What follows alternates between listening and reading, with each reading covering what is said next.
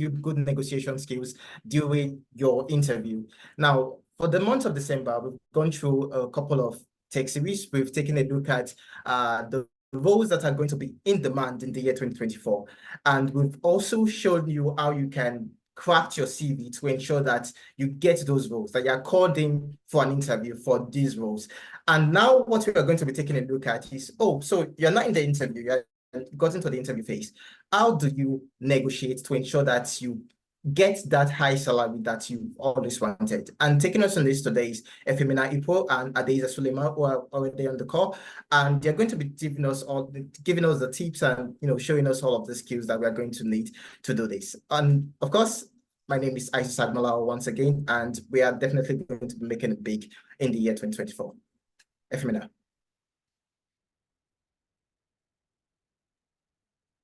All right. Confirm you can hear me very well. I saw sound. Yes, we can hear loud and clear. Loud and clear. Okay. Good afternoon, good morning, good night, regardless of anywhere you are in the world. I can see we have quite a number of people from the UK, from Canada, from Nigeria, from Ghana, from Kenya. It's amazing, honestly speaking. Every time we have these sessions and I see where you guys are joining in from, I'm usually very, very excited. Okay. And today's session is going to be an eye opener for majority of us on the call today. Okay, it's going to be an eye opener for most of the people on the call. And you know why it's going to be exciting? All right. Over time, okay, we talked about mentorship in one of the sessions we had yesterday. Okay, mentorship is very important. And one thing that we have seen over time is that a lot of people know there is money in tech. And a lot of people say that, oh, they are going into the tech space because career projection and also the salaries also. But one key thing that people are lacking is even understanding salary. Okay? And people don't talk about their salary. Okay? People don't talk about how much they earn. You see someone you'll see some people on Twitter, on Instagram, or even mentors that you reach out to on LinkedIn and you ask them about salaries. Most people would withhold those information. All right. So salary is something that is sort of precious to some people, to most people, especially Africans. Okay. You can meet some other persons across the world from another continent, all right, from Europe, from America, from Canada, and you'll find out that when you're talking about salary, they are so eager to talk about it. All right. There's sort of, transparency when it comes to salary. Okay. So now today we're going to be looking at how, we're going to be looking at landing an high-paying tech role. Okay. And, there are so many information that are out there that people don't know about, the tech space. Okay. A lot of people just feel like, okay, if I get a tech job, I can make money. But how do you make this money? People really don't know how to talk about salary. People don't know how to negotiate a better salary. And those are the things that we're going to be looking at today. So if you are excited to learn about these today, guys, if you are excited about, if you want to know more, as 2024, the key thing at the back of your mind is how to strategize to earn more. Your earning capacity will put you at the top 1% of any country where you are in the world. Okay. So who are the people? Let me say the people. If you're excited to know how you can negotiate your salary better next year, all right, put a yes in the chat. So I want to see the people. All right, I'll be picking out people that I'll be working with next year. Okay, yes. Okay, I can see Bello. Okay, Divine, David. All right, Jamu. Okay, that's good. I want to see more yeses. Yes, yes, yes, yes, yes, yes. Keep it rolling, guys. Keep it rolling. But just starting, I want to increase your energy, guys. Let's start. Okay. So we're going to be talking about salary, and I'm going to be exposing some of my own salaries. Okay, I'm sure you guys are excited. You want to know how much does Ifemena earn as a tech professional? Correct? I'll tell you. Don't worry. If you wait to the end of the session, I'll tell you how much I am earning. Okay? All right. All right. Let's go. All right. So jumping straight into it. Okay. All right. For most of you that are starting for joining this session for the first time, it's a norm for us to tell you about analytics because there is something we stand for and we like to reiterate it every time we have our masterclass. All right, this is a free session. All right, meaning that please, guys, share with anybody, your friends, your family, your enemies, your counterparts, your partners. Share with as much people as possible so that we are trying to create a community, okay? We're trying to build a community for Africans transitioning into the tech space. And that's what we're trying to do with analytics, okay? To say that, if you look at the tech space globally, all right, not just within Africa, but globally, you will find that Africans are at disadvantage, all right? And you start to ask yourself, why? Okay, I have worked for the past I will talk more about my career. Well, in the past 10 years, working across different multinationals across the world, you would hardly find an African in the workspace. We're speaking with Sharifat, she currently works at Accenture. Okay, she has worked with quite a number of big four companies in the UK. And she was talking yesterday that every time, all right, they're having clients meeting, he is, first of all, the only woman on the call. First of all, the first disadvantage, only woman on the call. Secondly, she's the only African on the call. Client calls with different multinationals, working with big four companies across the world. So you see, there's a huge gap. Okay, when you look at the tech space, there's a huge gap, very massive gap. Okay, that Africans are facing at the moment. Okay, and that's what we're trying to, that's the bridge, that's the gap we're trying to, create a bridge for, to say that how can we get more Africans into the tech space? And that's really what gave birth to Analytics. How can we get more Africans, more people of the Black community into the tech space? That's literally the whole goal for us. So everything we're going to be talking about today is going to be enlightening you on how you can get that high-paying job. It's not only for Europeans, it's not only for Americans, it's not only for, the white guys, the Asian folks, and so on. It's also for Africans. All right. And that's what we're going to be talking about today. These high paying salaries that people are talking about. How can I get it? That's exactly what we'll be examining. So if you're interested in the field, data analytics, business analysis, HR, finance, scrum, cybersecurity, AI, data science, data engineering, so on and so forth. We're going to be talking about that today. And we'll be talking about how you also can get started. That's a key thing. All right. So you can visit us on our website, on our Instagram page, our Twitter page, and our LinkedIn. All right. So let's move on. Let's fire off, okay? Because I know all of us, we're all excited about salaries today. Okay. Why is my give me a second, guys. Sorry. Oh. Sorry, my screen just froze. Give me a second. Sorry, guys. Sorry.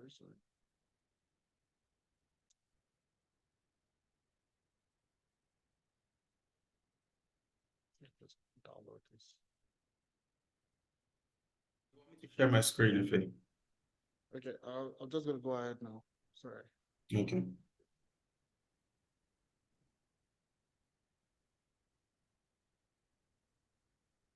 All right, so today in the house today I have myself and Adeza Suleiman.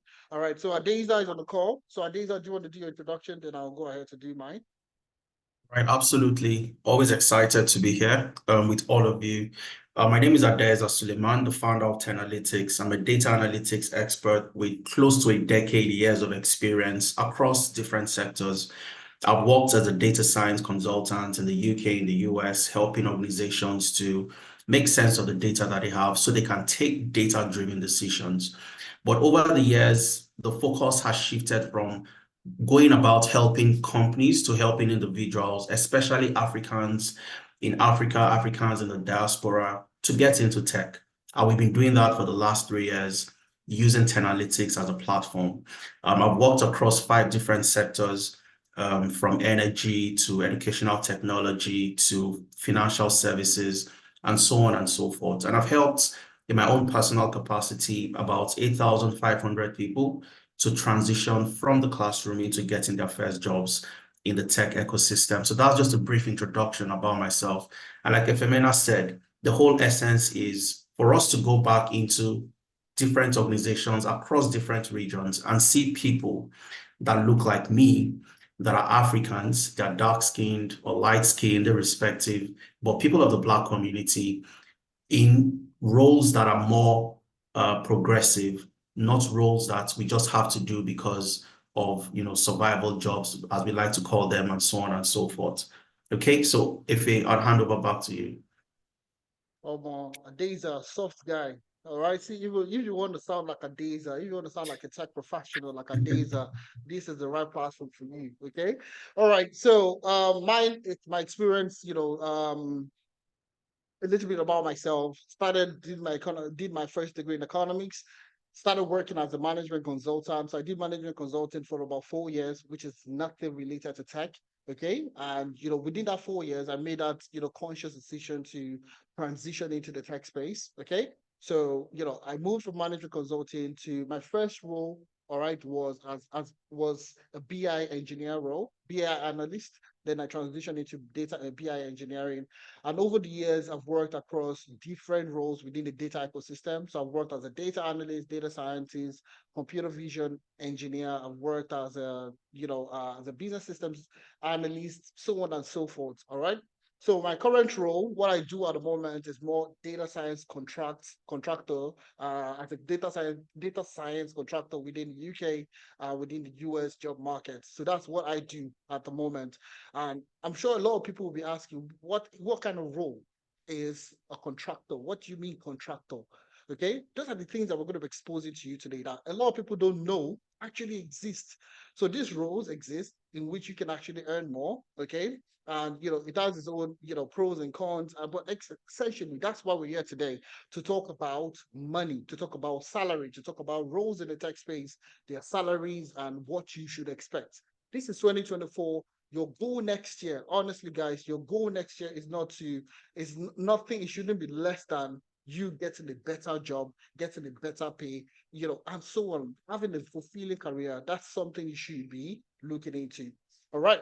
So you can connect to us on LinkedIn, Twitter, and Instagram. Please don't, reach out, ask questions. If you want to connect, fine and good. We can connect, and we're happy to answer any questions that you have. All right. So now moving on to the next thing, okay? All right. So these are the three things what we're going to be doing today. All right. What are we going to be doing today? So you're going to be with us for the next 2 hours. We'll squeeze it into 2 hours. And I want you guys to listen.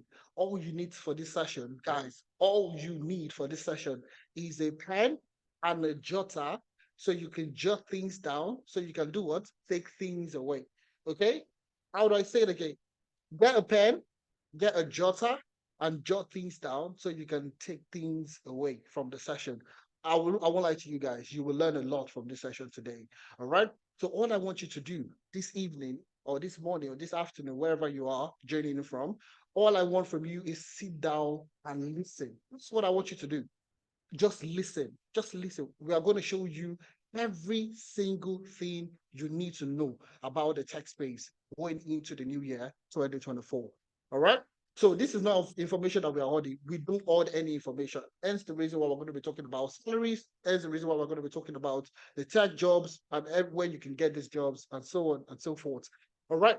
So number one would be landing an high-paying tech role in the UK or Europe at large, and in the US and also in Canada.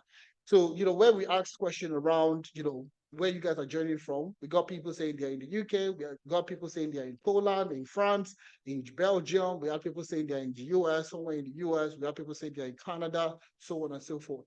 All right. So that's exactly what we're going to be talking about. The first thing we're going to be talking about is landing a high-paying tech role. Secondly, all right, under that, we'll talk about the average salaries. We'll talk about the type of roles, which is very important. A lot of people think it's only full-time that exist. So we're going to be talking about contract position. Don't tell anybody, it's just between all of us on the call. We're going to be talking about contract positions. I would also talk about the in thing at the moment, millennials, which is job hopping. Okay, job hopping. All right, and that will be covered by myself, if you mean at April. The second thing we're going to be doing today is going to be talking about strategies for negotiating salaries in 2024. All right. So when you get a job, okay, your peer, somebody that is working in the same department as you, doing the same, almost the same type of job as you find out that the person is earning significantly higher than you. All right. It has happened to me. It will still happen to so many other people. But how do you avoid this? That's exactly what Adeza will be covering, where we get to strategies for negotiating salaries in 2024. And the third one, which is the biggest hamper you would ever receive. Okay, the biggest hamper you would ever receive, which is our upcoming cohort starting on the 6th of January 2024. So we have a special discount for people that wait to the end of the session. So if you wait to the end of the session, you will get to hear about the special discount we have for you if you want to transition into the tech space in 2024. All right. So let's get started without wasting too much time. All right, which is landing AI paying tech role in 2024. Now, let me ask you this question.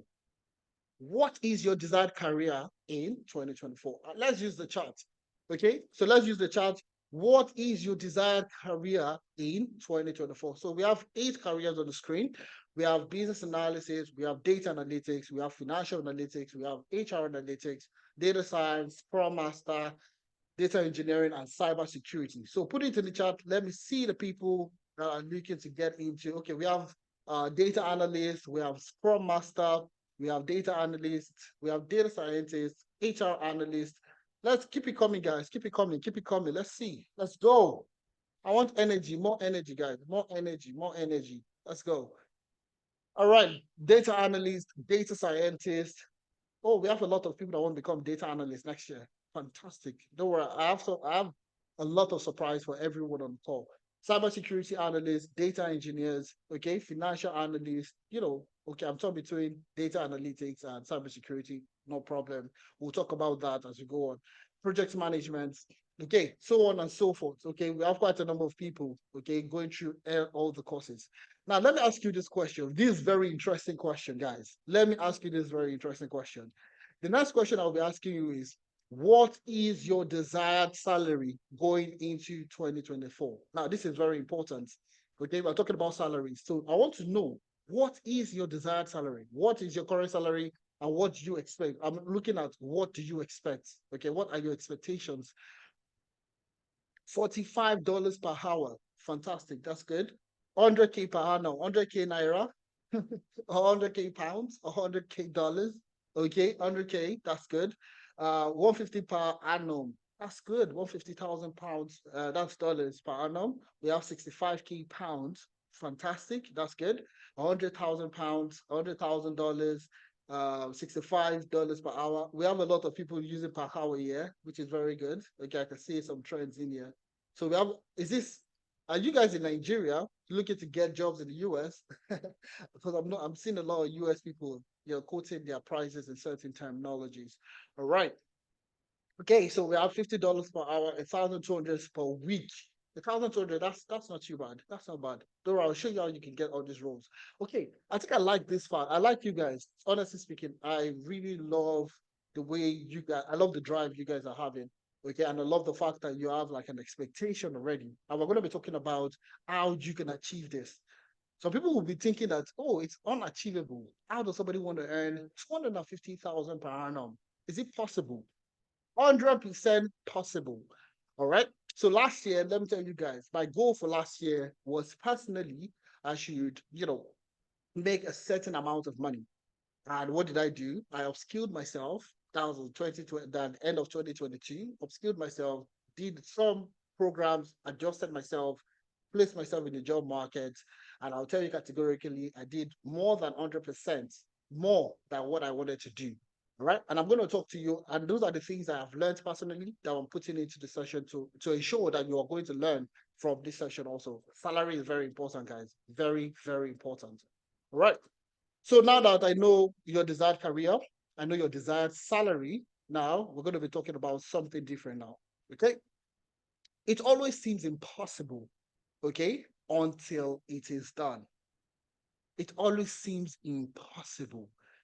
Right? Some people will be looking at the numbers in the chart at the moment and say that how is somebody aiming for $100 per hour?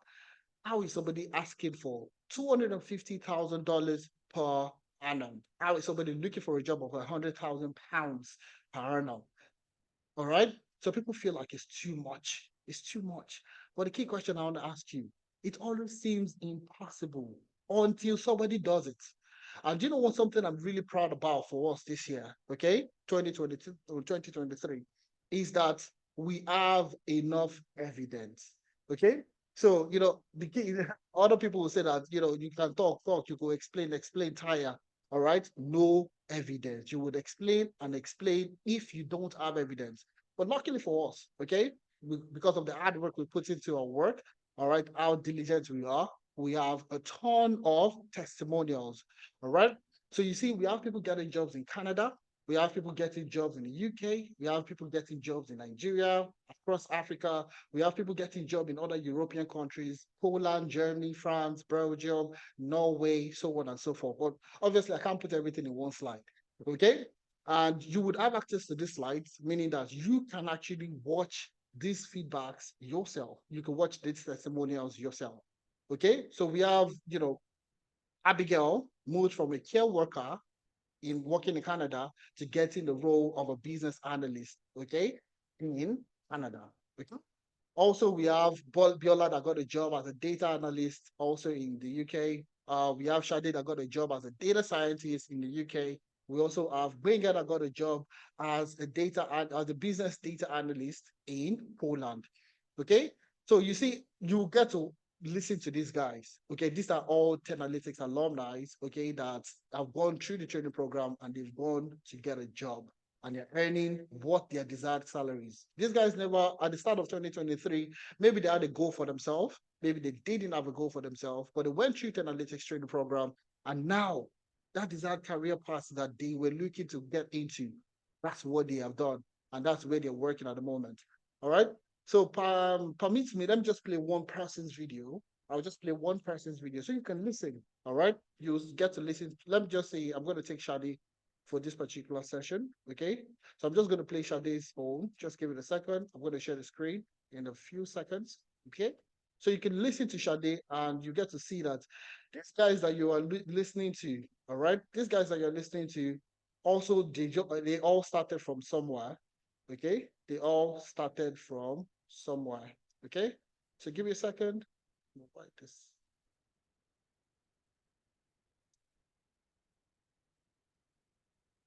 All right, give me a second. I'm just going to play a video now in the next 5, 4, 3, 2, 1. Give me a second.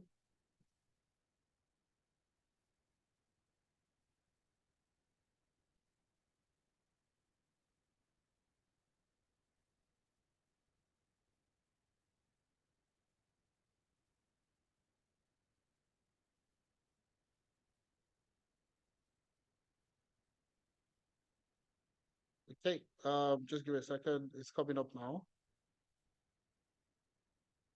Just need to share my screen and I'm good to go.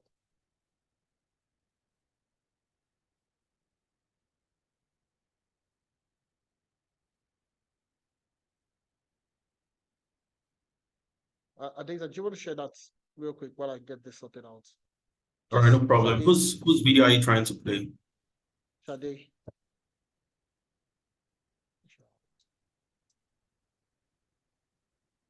Okay.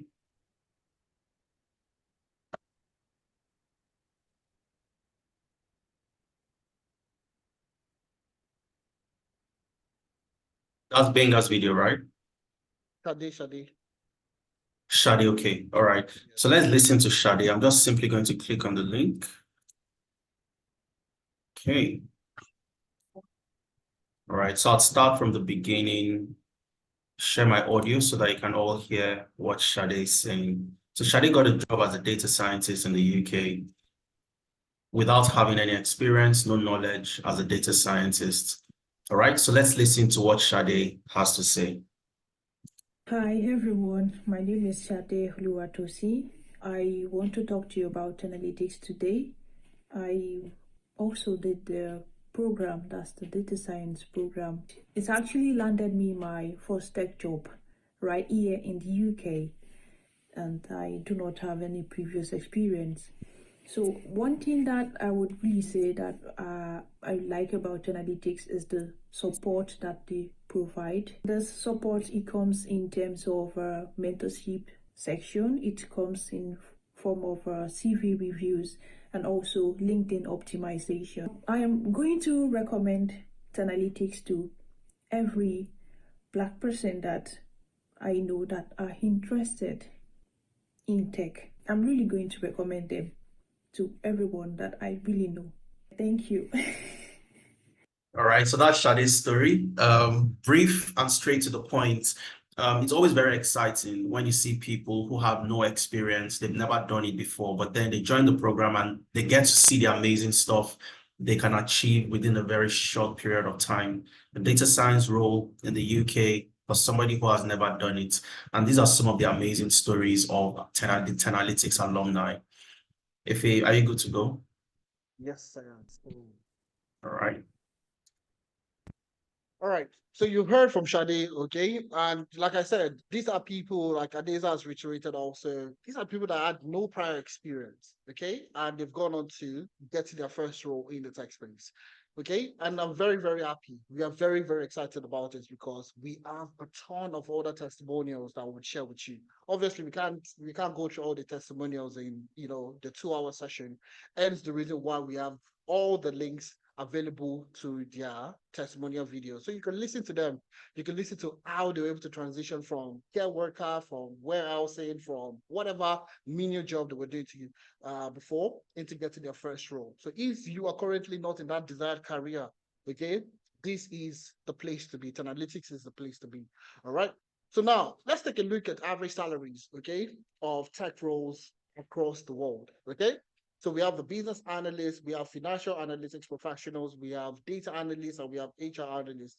And these are the average salaries. Let's start with business analysis, for example. We have in the UK, the average salary of a business analyst is £52,000. In Canada, $74,000 Canadian dollars. In the US, 85,000 US dollars. So if you're looking to transition into this role next year, this the average salary. When they say average, it means there is the top end, there's the low end, all right? But this is the minimum. This is like the average, okay, in which people earn transitioning into this role, all right? The same thing for data analytics. The UK, the average salary for a data analyst is £40,000. In Canada, it is $64,000 Canadian dollars, and in the US, it is 72,000 US dollars. All right. Financial analyst, we have in the UK, £51,000 in the UK. In Canada, $69,000. And in the US, 74,000 US dollars. And HR analytics, £32,000 if you're in the UK. In Canada, 71,000 Canadian dollars. And in the US, it is 62,000 US dollars. There's a reason why I'm going through the average salaries, okay? There's a reason why I'm starting from here. All right. So you can actually use that to gauge, okay, to say that, okay, if I'm going into the role next year, if I'm going to this my desired career next year, what is the average expectation I should be looking at in getting into this role? All right. Oh, most people want to start from the top. Okay. Most people want to start from the high end, the toppest, the biggest. Okay. Not knowing that they have to grow. So if you're looking to grow next year, on average, this is what you are likely going to earn, getting into these roles. We also have 4 more other careers that we're looking at. Data science, the average salary of a data scientist in the UK is £52,000, 55,000, right? Canadian dollars. In Canada, it is 94,000 Canadian dollars, and in the US, 121,000 US dollars. For Scrum Master, we have £52,000 in the UK, the average salary. Canada, it is 74,000 Canadian dollars. And in the US, it is 85,000 US dollars. All right. Data engineering, UK is £65,000. Canada, 102,000 Canadian dollars. And in the US, 134,000 US dollars. Cybersecurity also, we have £57,000 in the UK. Canada is 140,000 Canadian dollars, and in the US, it is 105 US dollars. Now, over time, when we talk about average salaries,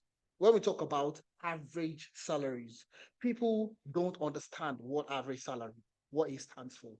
And that's why I like to explain that when you're looking at salary scale in an industry that you're trying to break into, okay? And these are the things I looked at.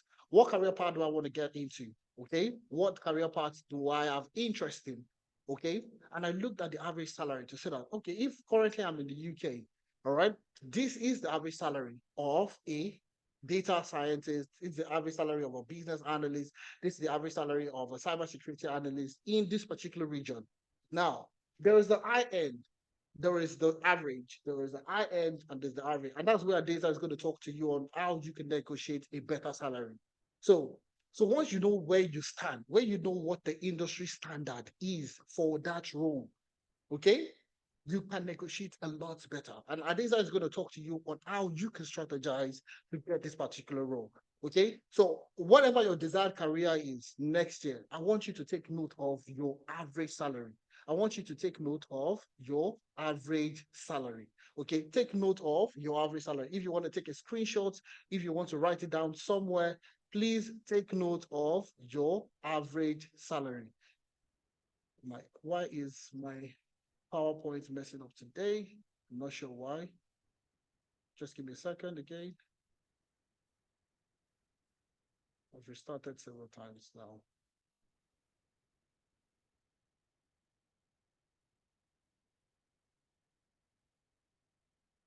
Okay. So just take note of your average salaries and we will come back to it in the next few minutes. Okay. All right. Take note of all the average salaries that we talked about. Take a screenshot, write it down somewhere. That's why I told you to take a piece of paper and a jotter and jot things down so that you can take things away from the session. Now, let's talk about the kind of roles that you should go into. All right. Most of the time, most people are looking at full-time employees. Okay. Most people are looking for full-time employees.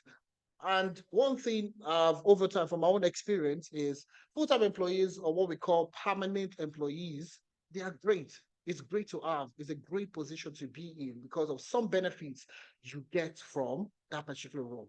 Now, first thing is financial stability. Okay, they can't really just sack you like that. Okay, they can't just say that, oh, today we don't need you anymore, and they let you go. And even if they want to let you go, maybe due to cost constraint for the business, economic downturn and so on, they usually compensate, that employee. The full-time employee gets all those financial compensation, even if they're trying to let the person go. All right, you get that. There's this financial, security and job security you get from a full-time role. So when people are looking at, oh, I want to transition into the tech space, this is the first thing that comes to their mind. I want to get a full-time employee. I want to become a full-time employee to a particular organization. Okay. So you also get other benefits like paid leave. So if you want to go on leave, you can go on leave and you still get paid for going on leave. All right. Also, you get bonus at the end of the year or quarterly, or depending on how the organization is structured, you get your bonuses and so on and so forth. They also get stock options. So stock options means that they're giving you a part of the business. All right. So you get if you go to NASDAQ, you go to the stock market, you see all these organizations are listed, on the stock market. So they give you part of the organization, as benefits of being an employee. So you see, these are some of the benefits you get as a full-time employee. All right. But now I want to introduce you to another flip side, which is contract employee. Contract. Okay. So you're just coming in to do your job. All right. I don't want any benefit. They don't even give you any benefits. Okay. All right. They don't give you any benefit. At least from my own experience working as a contractor in the UK, in the US, and in Canada, you don't get benefits. Benefit like what? Paid leave. So if you want to go on leave, you don't get paid when you're on leave. There's nothing like leave. Okay. If you tell them, oh, I'm not going to be coming in tomorrow, or I'm not going to be coming in 2 times next week, you don't get paid for those days.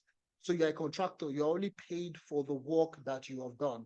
As a full-time employee, what happens is you get paid, even if you're on leave or you're not even working that day, you call in sick, whatever the situation is, you get paid. All right? All right?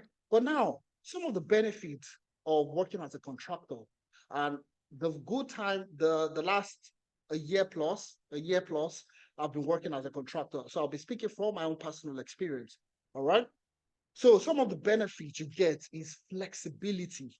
Okay? Flexibility, meaning that you're not constrained to working with one organization. All right? You're not signing a contract to say that, oh, this is the only organization I will get to work with. So you can work with multiple organizations at the same time. Okay. All right. There are, there are fine lines into these roles, but one of the key benefits of a contract position is the flexibility of you being able to work for different organizations at the same time. Okay. Secondly, experience. Experience is one of the significant things I love about contract position.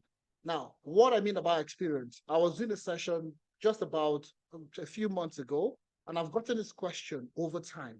They'll say, if a man, you have experience business analysis, you have experience data engineering, you have experience data analytics, you have experience data science. How do you think I was able to garner experience across different job roles over the period of my experience? Okay, it's what these contractual positions that I have taken on over time. So from one organization to the other, to the other, to the other, my job roles have always changed. Okay, and I've been able to garner experience, all right, over time. Okay, to get experience to business analysis, to data engineering, to data analytics, to power platform engineering, to so on and so forth. All right, that's been my experience over time. And the last but not the least is pay, which is salary. And I'm going to show you in the next few slides. Okay, pay is one of the reasons why people would choose contract positions over full-time employee. Okay, so contract positions are usually paid more, significantly more than full-time employee. When I say significant, I'm saying almost times 2, in some cases almost times 3 than a full-time employee. And I'm going to show you this. All right, I have evidence. I have a lot of proof. I have a lot of roles that I'm going to show you. So I'm going to just go online. Okay, I'm going to stop presenting and I'm going to go online and I'm going to show you this in the next few slides. All right. All right. Please, can you guys hear me well? If you can hear me well, Adeza, please confirm if you can hear me well. I can hear you clearly. I think for people that can't hear, I'll suggest that you increase the volume on your device, on your laptop, but I can hear you clearly. Okay. All right. That's good. All right. So I'm going to go on a browser now and I will show you full-time employees. All right. Salary for full-time employees, salary for contract positions, and you can make the decision yourself. All right. So let's start with what region should we start with? Let's start with the UK. All right. So I'm going to go to read.co.uk. All right. I'm going to start with the UK. I would also do for Canada and even US. The job sites you can go on to get all this information. I'll show you how you can go about it. Okay. So this is UK now. So I'm just going to take the role of a data analyst first of all. Okay. So I will just click on search jobs. Okay. And you would see you have permanent, you have temporary, and you have contract. Okay, permanent, temporary, contract. Contract, I'm going to talk about that in the next few minutes. So for the UK, contract positions are of 2 types. Okay, contract positions are of 2 types. You have inside IR35 and you have outside IR35. Okay, so I'm going to write it here somewhere. Okay, so you can see it. Okay, I'm gonna just jot it out. So, like I said, get a piece of pen, guys. Get a piece of pen and work with me. Okay, so in the UK, when you're talking about contractors, when you're talking about contract roles, you have 2 types of contract role. All right, the first one is inside IR35, and you have the other one is outside. Okay, IR35. So if you're working as a contractor, okay, if you're working as a contractor in the UK, I'm going to show you their salaries very soon, okay? If you're working as a contractor in the UK, they will either offer you inside IR35 or outside IR35. Now, inside IR35 means that the organization, the company itself, will file your tax. Okay, the company themselves. So if you get a job with, take for example, you get a job with Amazon, all right, and you get a job inside IR35 working as a contractor, Amazon, the organization themselves, will be the one to file your taxes. Okay, so if you are earning, let's say, let's say if you're earning 5,000, all right, 5,000 by weekly, bi-weekly, that's every 2 weeks. If you're earning 5,000 bi-weekly, all right, they will be the one to deduct your tax. All right, let's say it's 1,000 tax. I don't know. We'll look at taxes sometimes in the future. All right, so they will pay you after your taxes. They'll pay you, after tax. They'll pay you after tax. All right, so they will be the one to deduct the taxes. All right, now for outside IR35 in the UK, they will pay you the full amount. They'll pay you the full amount, and then you will be the one to pay your tax. You will be the one to pay your taxes. All right. So it depends on your preference, guys. It depends on your preference. Some people don't like to do the hassle of calculating their taxes and finding out what they will pay, blah, blah, blah. They just want the organization, undo all my taxes, okay, and pay me what is left, which is what we call inside IR 35.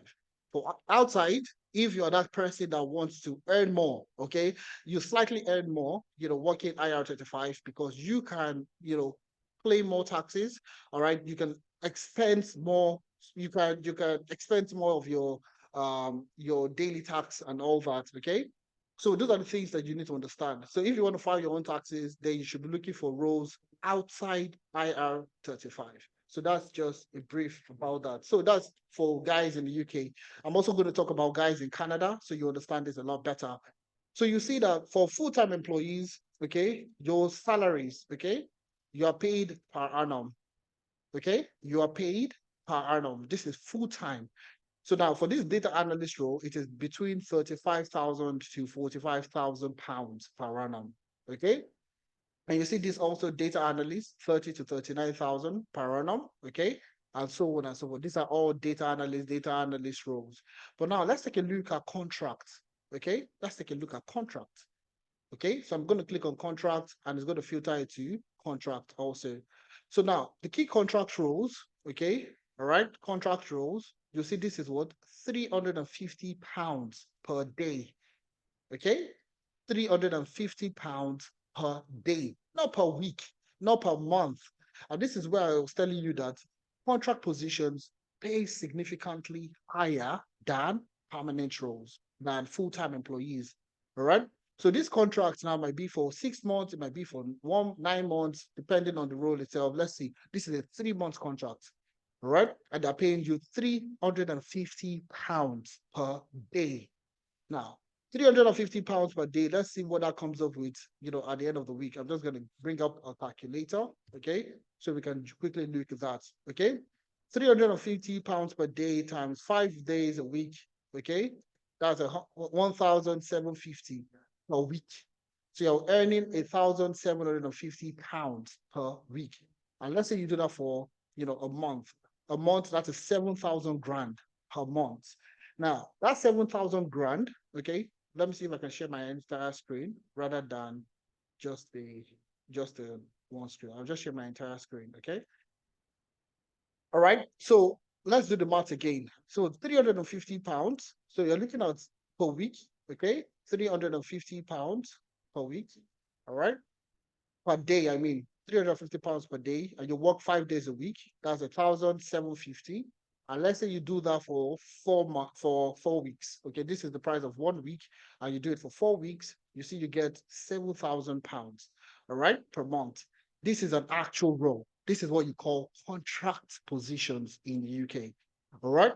So yeah, you don't have job security because after 3 months, you need to be looking for another job. After 6 months, you need to be looking for another job. So you don't have that job security that you get from working as a full-time employee.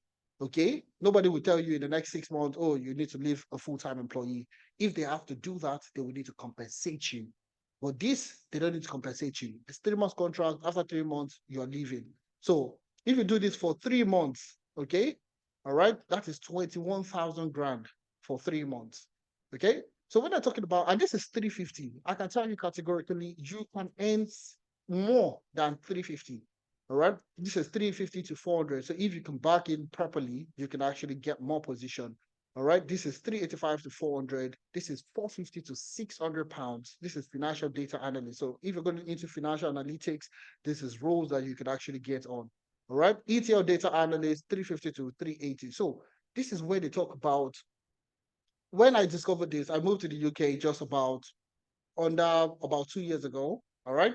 And figuring out how to navigate the job market, seeing how you can actually earn more as a contractor in the UK is mind blowing. So that's this 2021,000. If you are inside IR35, it means the organization will be the one to file your taxes.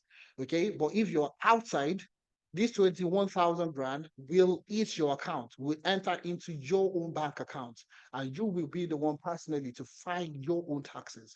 Now, the key question you'll be asking yourself, is it possible for me to go through analytics to get this kind of roles? 100%, very 100%. But you need to start from somewhere. I'm not saying that your first role in the tech space you'll be earning £500, but I can't say that because it didn't work out for me that way. Okay, I won't tell you that the first role it is possible.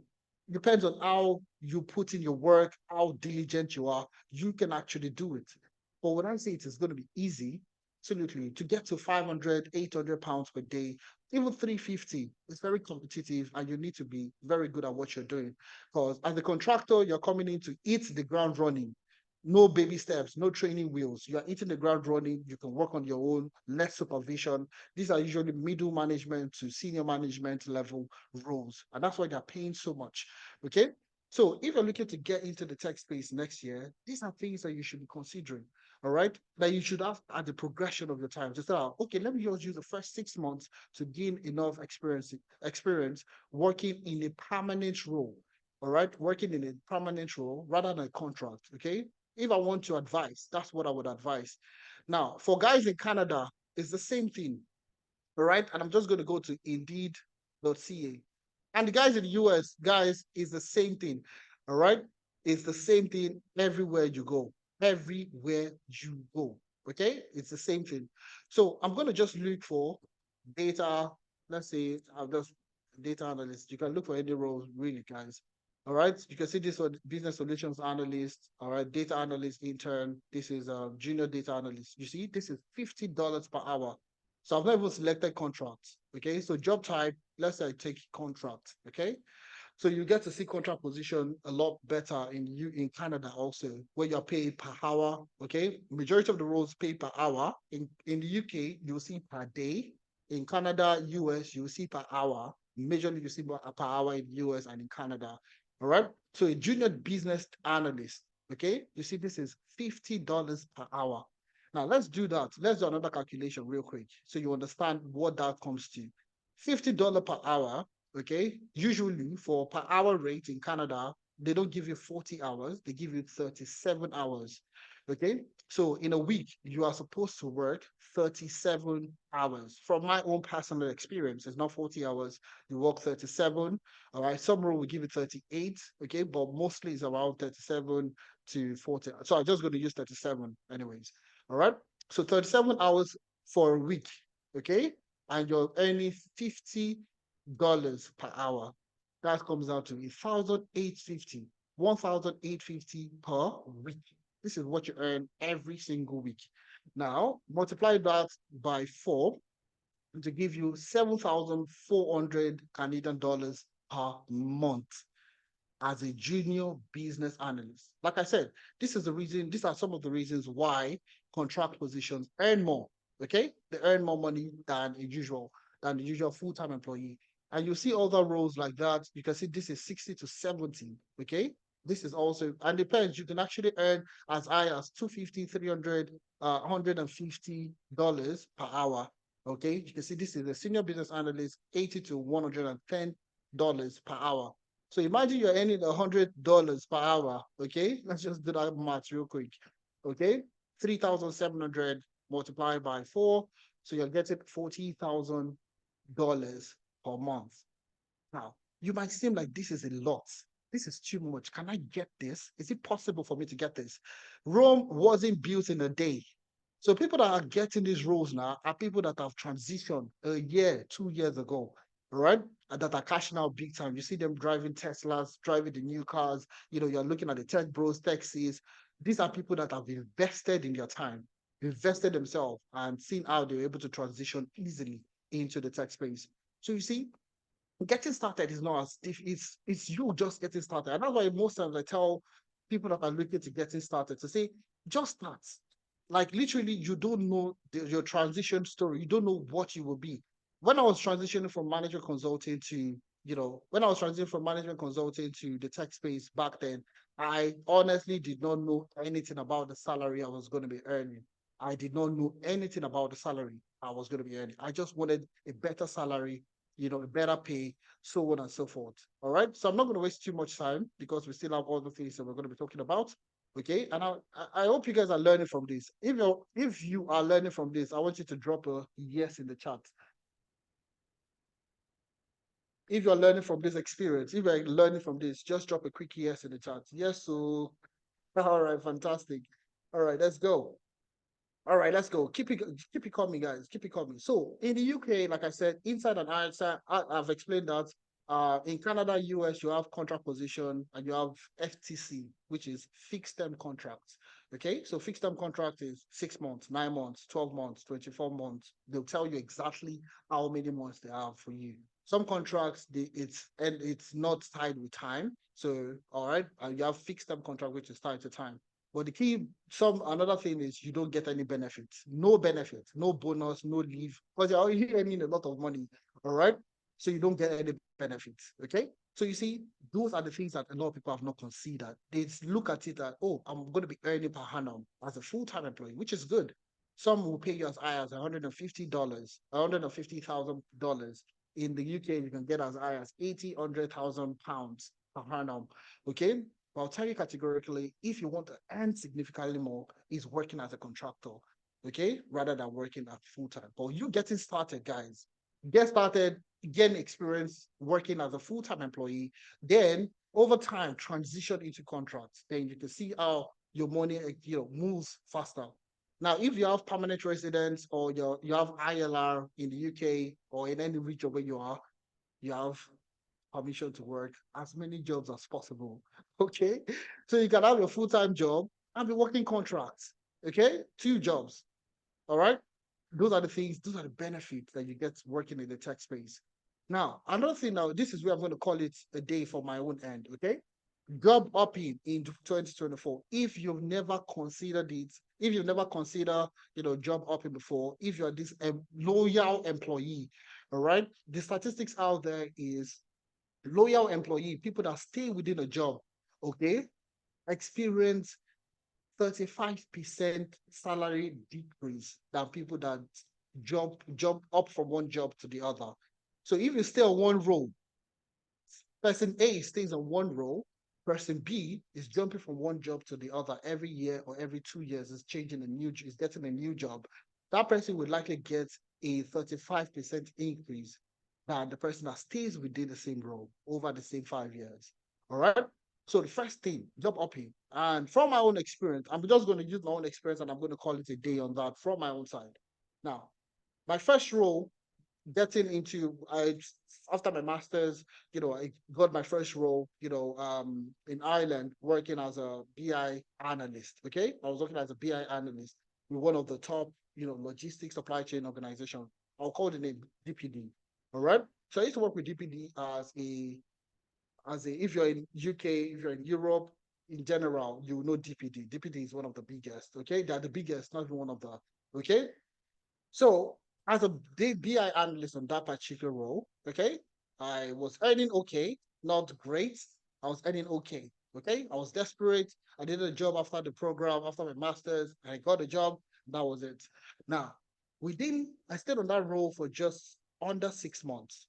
Under 6 months. Okay. I got a job with another large corporation, Dell. So Dell offered me a fantastic package. Okay, within 6 months, I'm going to tell you my story within 8 months, just so you understand. So I got a job with DPD first, and thereafter I got a job with Dell. Okay, so I went to meet my boss in DPD, and I told my boss that, oh, I've gotten a new job. We have a very good rapport. I needed to tell him first before I tendered my resignation. And there, during the conversation, he told me that, okay, do you know what? It's going to get me the same offer Dell was offering, the same offer. Plus, they were also going to add some additional benefits to the role I was currently doing. All right. In order for me to reject Dell's offer, I rejected Dell's offer. Okay, that's Dell in Ireland. Rejected their offer because obviously DPD had given me a better offer, better benefits, better perks, so on and so forth. It was fantastic. I was happy. All right. But obviously, when you apply for jobs, you apply for like 10, 20, 100 jobs at the same time. Okay. So not knowing that another one was in the pipeline. So another company, Teleflex, also in Ireland, the largest medical technology firm in the world. Okay. Also reached out for a global business systems analyst role. Okay. In which I took on. Okay. Went through the interview, got the job, gave me they gave me they gave me better than even way more than I even requested during the interview. All right. Way more than I requested during the interview. And this was a period of 8 months. Okay. So I stayed after I got the offer with Dell, they gave me a better offer. I stayed on that role for about 2 months. Okay. Before Teleflex actually sent in their offer. So I got a better pay again from Teleflex. So I went to meet my boss again to tell him that, I've gotten another offer. Okay. And, I would like to tender my resignation.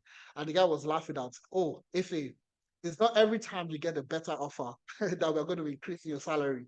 All right. It was just a joke. And I laughed. I was like, I understand. I understand. It's a great opportunity for me. I would like to take it on. New opportunity, new. And that was how I was able to move to Teleflex.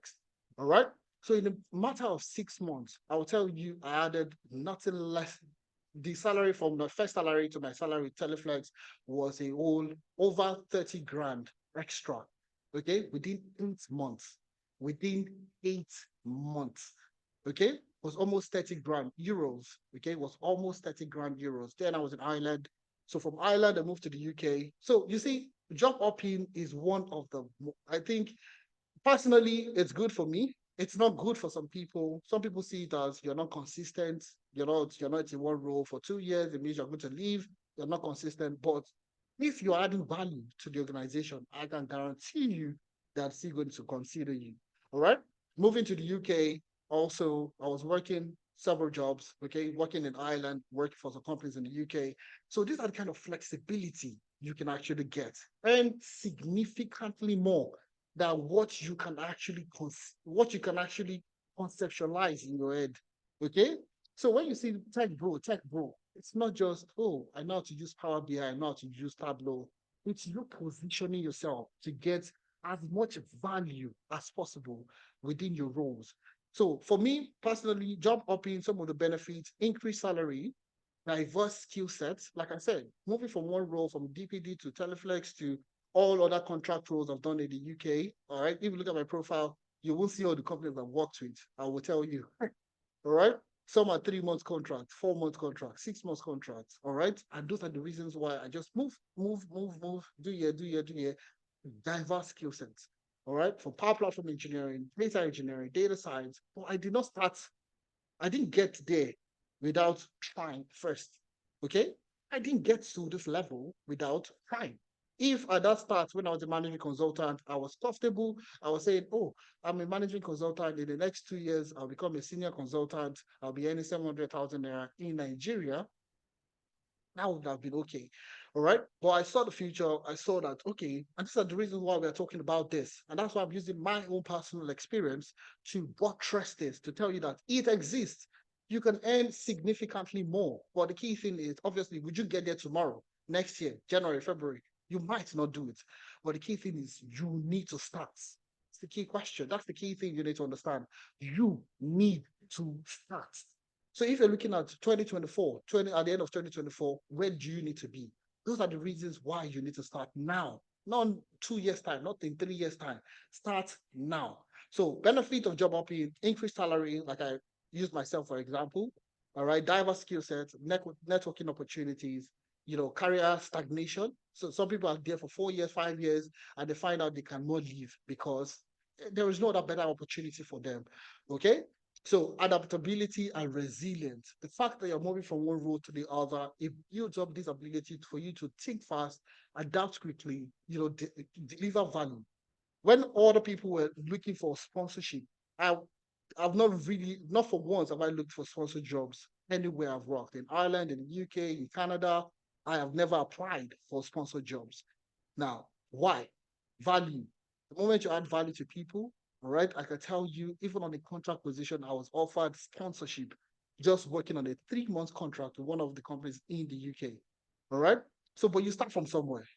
That's the whole essence of the session itself. So, in terms of salary, we've talked about salary. We've talked about what you need to consider going into the new year 2024. So, on that note, I'm going to be calling on Adeza, all right, to talk about strategies you need to do, how you can now negotiate your salary, all right, how you can negotiate your salary. How do you negotiate salaries for you to get a better salary in 2024? Now I'm going to hand over the baton to Adeza Suleiman. Adeza Suleiman, can you hear me? Can you say, yeah, if you can hear me perfectly? Yeah, loud and clear. I'll buy you. All right. All right, let's go. Yeah. Fantastic session, Ife. So I hope you guys have learned something new. I mean, a lot of people will tell you that job hopping sometimes shows inconsistency, but there are strategies for you to wow recruiters, even when you have multiple changes across different jobs. And these are some of the things that we teach you how to do when you have that question come up during an interview. Okay, so I'll quickly walk you through very quickly because of time. We have time already fast spent. How do you answer key questions on salary negotiation? Salary is always a very, very difficult question to answer. Okay.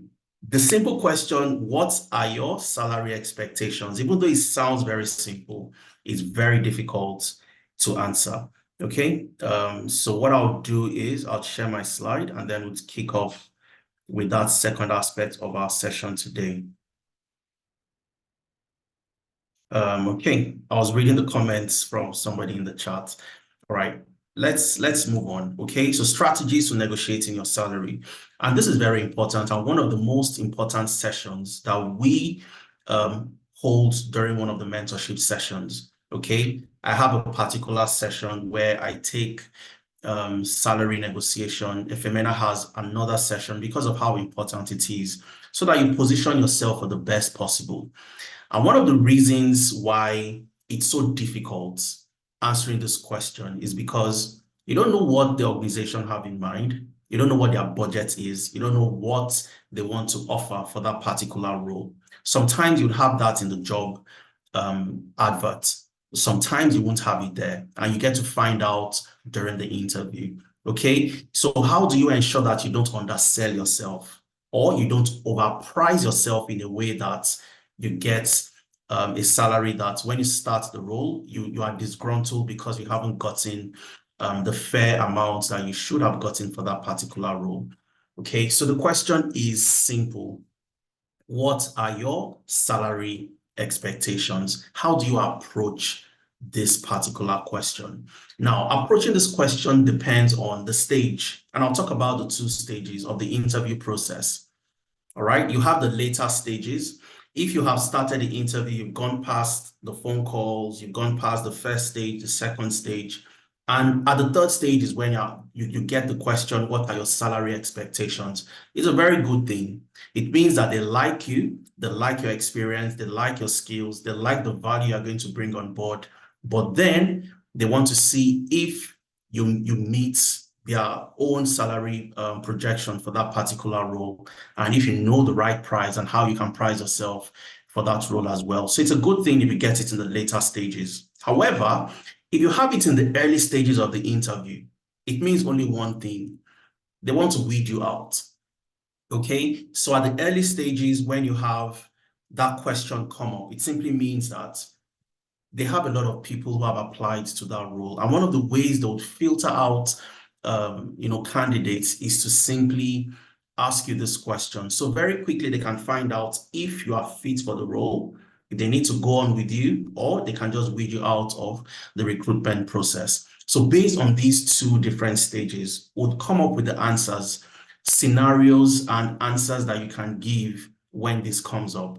All right. But before we even go into the scenarios, always avoid giving a number.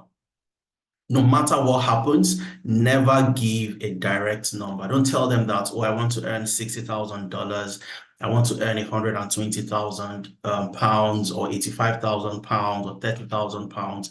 Never give a number. Okay, and I'll tell you how to navigate that particular aspect when you don't have to give a number, when no matter how much you are pressed to give a number during the interview. Okay, and when you are going for an interview, one of the things we always tell our Tenalytics participants, our alumni, those that are currently in the program, is preparation is absolutely important. You must prepare. Okay, and I'll give you these 3 tips, what you must do to get prepared for this possible question that could come up during interviews. The first tip you need to take note of is you must do your research. And I'll show you very quickly using Glassdoor. Glassdoor and PayScale, I think they give the best salary range for a particular job role and the particular industry. You must do your research.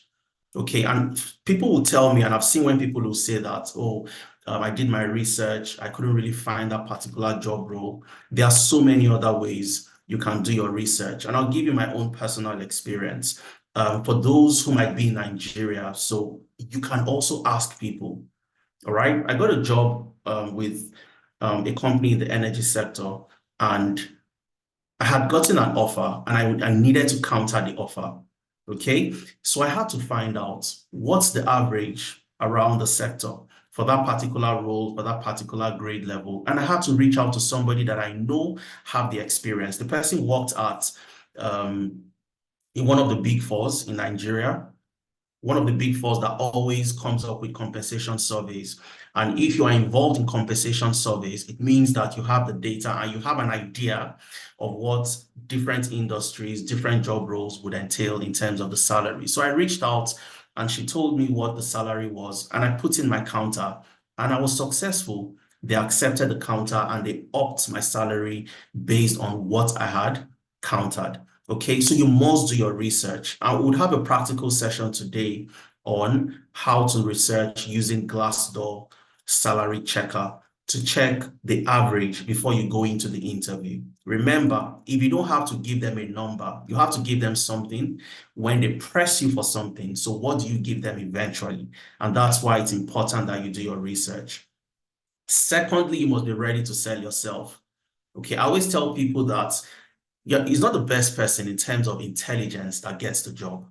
It doesn't matter how good you are. You had a first class, you were the best in school, you are the best in Excel. That will not just get you the job. What gets you the job is the ability to sell yourself. What do you bring to the table? What are your achievements? What is your track record? What have you done? You must list out those skills that would sell you for that particular role. Okay, you've seen the job requirements, you've seen the job advert, you know what the company needs, you know who they are looking for. You have to position yourself to fit that particular persona of the person they're trying to recruit for the role. All right, so you must list those skills. And last but not the least is you must practice like your life depends on it, because it does. Okay, and we always tell people this, any Tenalytics participant, you must prepare for every single interview like your life depends on it, because when you have an interview, it's a 50% chance that you're getting into the door.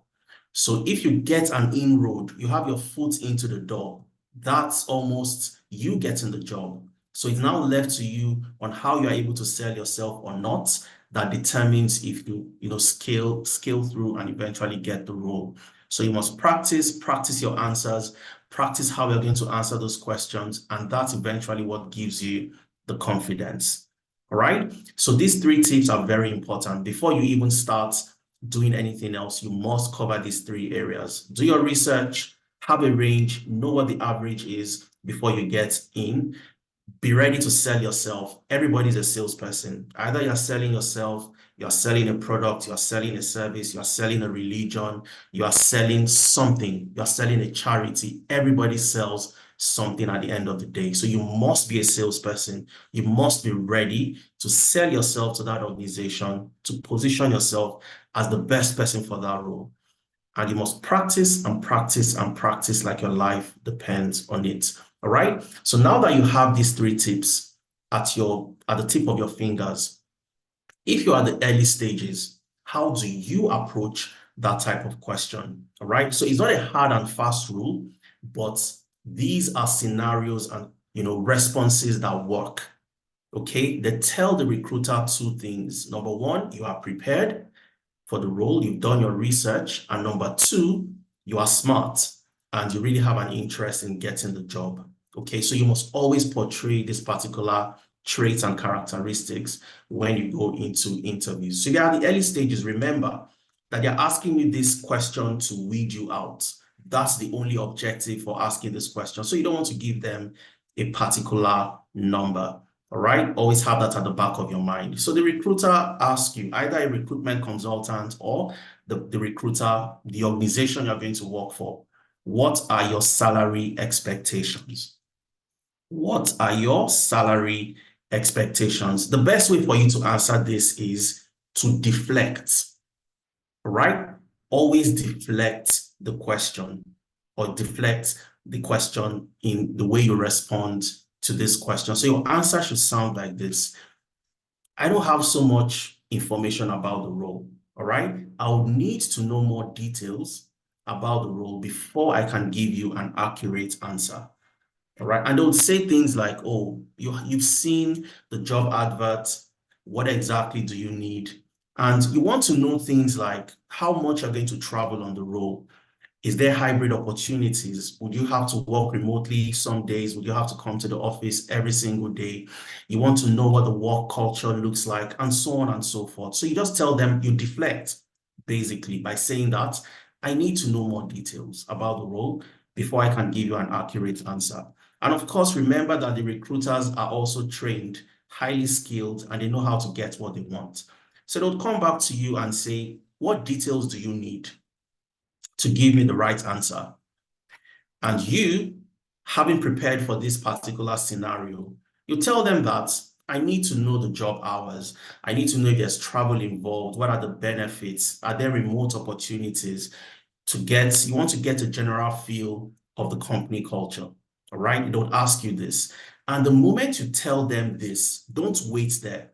You go on to the second response, which is, I believe there is an approved job, there's an approved budget for this job role, and the salary has been budgeted for, all right? So can I ask what the salary range could be? And this might sound very cliche, but the answer works. Okay, so the moment you tell them that, you want to know what the job entails in terms of the job hours, in terms of the company culture, in terms of how much you travel, hybrid work, and so on and so forth. You go further to say that, and you also believe that it is an approved job role. So there is a salary that should be budgeted for and also approved. Can you ask what the salary range is? Now, if you look at this response, you're not telling them categorically to give you the number. You are also asking for a range. Give me a range. Okay, and if they give you a range and tell you that, oh, this particular job role is between $85,000 to $120,000, if it falls within your own range of what you want, you go on and tell them that that's fine.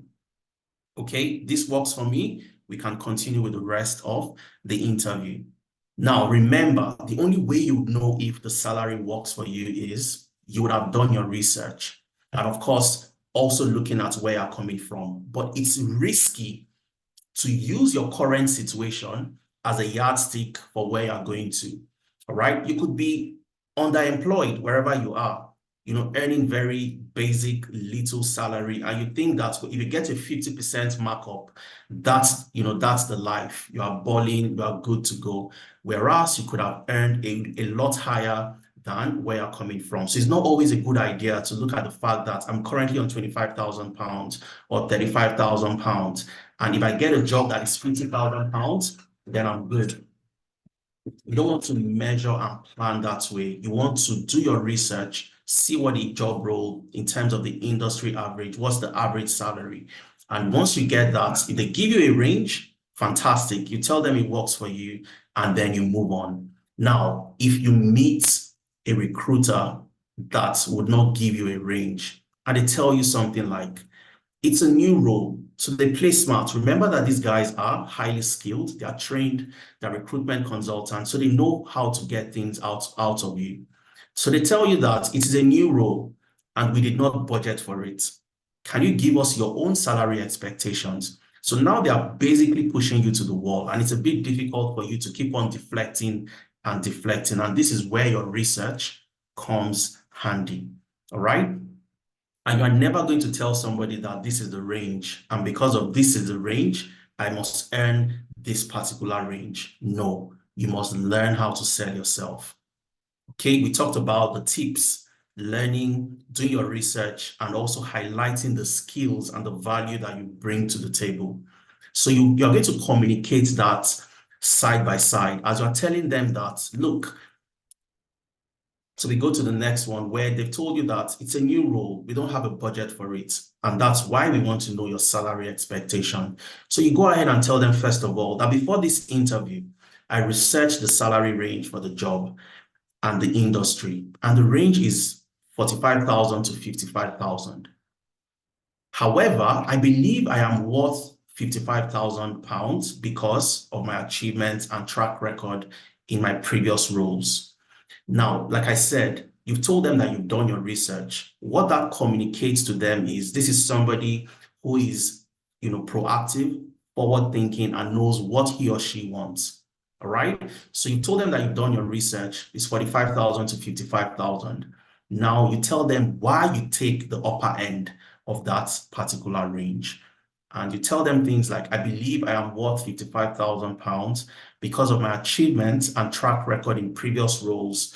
For example, I designed and implemented the first BI dashboard in the organization, optimizing our reporting timelines, which led to increase in sales due to timely data-driven decision making.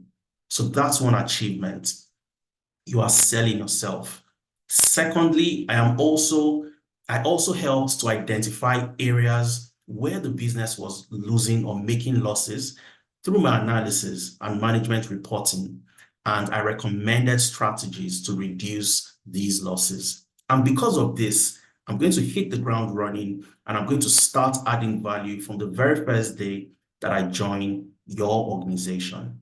All right? And this is a perfect response to give to them. Now, remember that every single thing you say in terms of your achievements must always tie back to the job requirements. So when you look at the job advert, you look at the job requirements, and they have things like you're going to build BI dashboard. It must be part of your achievement. You must put it as part of your achievement because you want to communicate to them that you've done things within the same areas that they're trying to recruit for. So they're not recruiting somebody who is going to struggle on the first day. So you communicate that very immediately when you're trying to negotiate for that higher salary. So even if you have the range, you're not going to go for the lower range, you go for the higher and the upper bound. All right. So which leads to increase in sales, timely data-driven decisions. So maybe that's something you also saw as part of one of the requirements in the job advert. You also saw things like management reporting, okay? And you saw things like helping the company maybe reduce losses. So all those areas that will catch their attention. So just imagine you're saying this to the recruiter and maybe they are looking down, writing something. The moment you mention these keywords, they look up. They look up and listen and say that, okay, this person actually is somebody who is going to add value. And this is where you get them. Okay, so now you have not given them a particular figure, but you've given them a range. And this is one of the strategies where you are early during the interview. And when you are later stages of the interview, it's pretty much a similar strategy you use. However, the only difference is they are not trying to weed you out at the initial stage anymore because you've gone past that stage. Okay, so you would be going into the interview, telling them simply the same thing, why you should take the role and selling yourself to them. That's for the later stages. So you're pretty much saying the same. In the later stages, like I said, they give you a thumbs up that this is somebody we can work with. Now, one of the final steps we're going to take is to ensure that he or she fits, our salary projection eventually. So if it's at the later stages and they ask you the question, what are your salary expectations? Of course, you tell them that you believe this is an approved job role, the salary is budgeted for and approved. Can you get the range? So you're pretty much rehashing what you would have said at the early stages. Okay, what if it happens? Okay, I'll take questions after this. Okay, I'll take some questions in the chat once I'm done with this. So again, remember, always give them a range. If they give you a range when you ask for a range and it works, tell them it works and you go away with that, all right? And continue with the rest of the interviewing exercise. However, if they tell you that it's a new role and this is not budgeted for, what are your own expectations? And this is where you go back to selling yourself, okay? You go back to selling yourself by telling them that you have done your research, this is the range you found, and these are the reasons why you are worth the role. You don't need to talk about more than 2 achievements, your 2 major achievements in your previous organization or your previous experience. You want to bring that to the fore so they see the value that you bring to the organization right from the first day. Let them know that you're not going to come to the job to start learning on the job. No employer wants you to learn at their own expense. Yes, you're going to get training. They're going to train you on the job, no doubt about it. But if the moment you start telling them that you are coming in, you are going to learn, you're going to do this, you're going to do that, they start to, especially if you're applying to jobs in the UK, you're applying to jobs in the US, employers in the UK will tell you for a fact that they're not recruiting somebody who is going to come to learn at their own expense. They want you to hit the ground running, and you must communicate that to your employers. And you must do your research. And I'll show you how very quickly within the next 5 to 10 minutes, how you can leverage Glassdoor. And if we still have enough time, I'll show you for PayScale as well. PayScale is very comprehensive, but Glassdoor would also do something fantastic for you. All right. So we're going to work with Glassdoor. And somebody is asking, and I'll just take this question because it's interesting. What happens if you are new and it's your first job interview without experience? You won't go to a job and tell them you don't have experience. You're never going to say that. Like I just said, you're not going to go into an interview. So how did you even get the interview in the first place? Okay, if you have no experience, if you've not done the things they are looking for. And that's where you want to move into tech, you want to transition. You must always position yourself for that particular role. And one of the ways you do that is your CV. Okay? As long as you have experience and you're not fresh out of the university, you have experience, you've worked in logistics, you've worked in banking, you've done something totally different from the new career path. So let's assume you want to get into cybersecurity or you want to get into a data science role. And you have always worked as a banker, as a teller in the bank. How do you then communicate to them that you have just learned this in the last 3 months? You're never going to do that.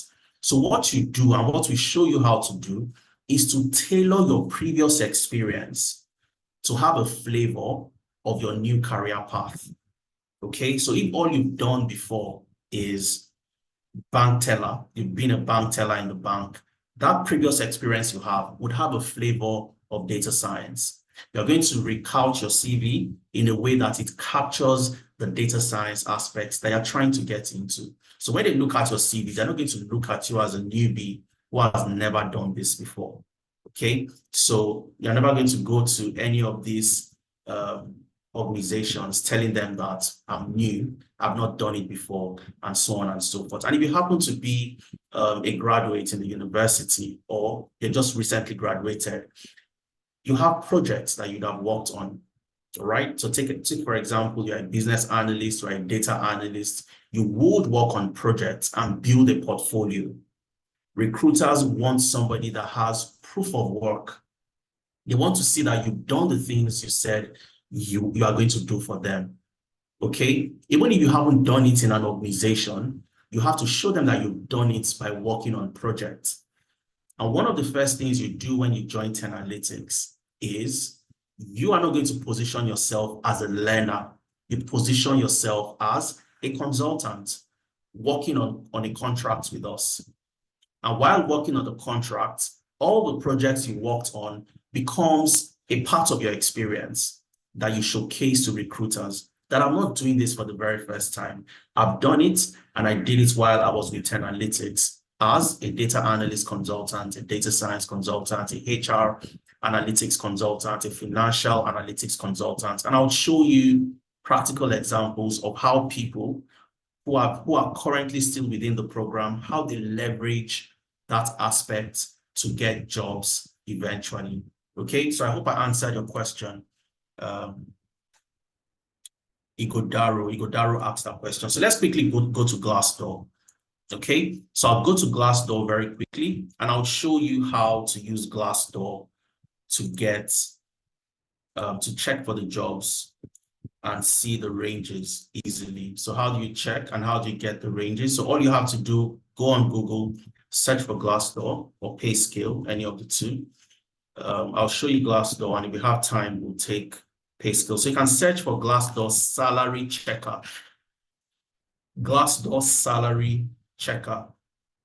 Okay, Glassdoor salary checker, and then I'm just going to click on company salaries. Now, you know the company that you want to get into. You've seen their job advert, you've seen the job role. However, they haven't indicated the job salary or what you'd earn. And you're going for an interview and you want to ensure that you negotiate for the best possible. So I go to Glassdoor, okay? And when you go to Glassdoor salaries, you'd see, are you paid fairly? You want to find out. You enter the job title. So let's assume the job title is a business analyst role. Okay, business analyst. So of course, you'll have the drop down, senior business analyst, so on and so forth. I'll click on business analyst. Location, you can select your location. If you're in the US, you're in the UK, and so on. I'm going to put Manchester. Okay, so let's assume, and I'll put Manchester, and then I click on search. All right, I click on search. Now, the moment I click on search, it would show me an average. Okay, how much does a business analyst make in Manchester, United Kingdom? And it was updated on the 27th of December. All right, and this is Glassdoor's average. Now, it's showing average for all experience. Now, sometimes the average for all experience could also change based on you selecting the specific years of experience. So you can change this, you can change the industry to see what changes eventually, and you can work with that as a basis. All right, but it's very important that you have things like this that gives you an idea, so you know exactly what you are getting into, how to negotiate for your salaries, and so on and so forth. So you have a base pay, 31 to 46K per year, additional pay of 1K to 4K per annum. And you can change number of years, 0 to 1, 1 to 3, 4 to 6, 7 to 9, 10 to 14, and so on. So let's assume you select 1 to 3 years, all right? And you select the industry. Let's say it's information technology, so IT. Let's select that and see. So now that we've selected 1 to 3 years, information technology, you see that the average has increased to 43K per year. And if you look at this as well, it's 42,707 per year for the business analysts. Okay, when I changed this to 10 to 14, all right, you can see this also changes as the initial 45,000. So it increases based on how you have changed the years of experience and so on and so forth. So this gives you an idea and a range of what you need to look at. All right, 34K to 53,000 per annum based on the IT industry, which can always change depending on the industry of the organization you're trying to recruit, you're trying to get into, or the organization that's trying to recruit. Now, remember, for you to click on all this to make the changes, Glassdoor would request that you provide data to them. So let me tell you the way Glassdoor has been able to collate all these data. Now, I want to get access to the average salary for business analysts in Manchester, United Kingdom. I would need to provide Glassdoor with my own data. So let's assume I work with 10 Analytics. Glassdoor would ask me to provide the salary that I currently earn wherever I work. So without that, for those of you that will be checking this newly for the first time, you would get that block. It's going to block you from looking and making changes. So you have to provide some level of data to them. And once you have done that, you have submitted that. It's anonymous, obviously. It's not going to show you that, okay, Adeza works in this organization and earns this particular salary. But this is the very, fantastic way you can do this. You get a good idea of what the salary range for that industry is. So you are going into that interview well informed. Okay. Now for pay scale is a bit different. Okay. Pay scale is a bit different from this and also very elaborate.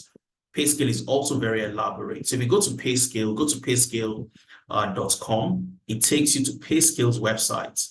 All right. And I'll just talk about, I will go into it because of time. I'll just walk you through how to check. Okay. Look for where you have,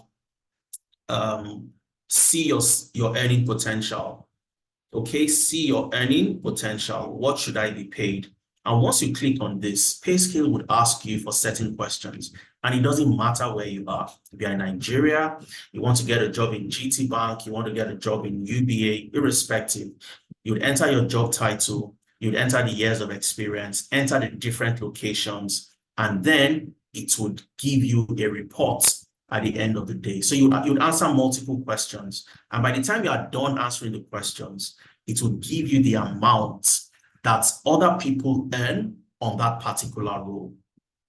Okay, so you're trying to get a job as a data analyst or as a data scientist. You enter the job title, data scientist.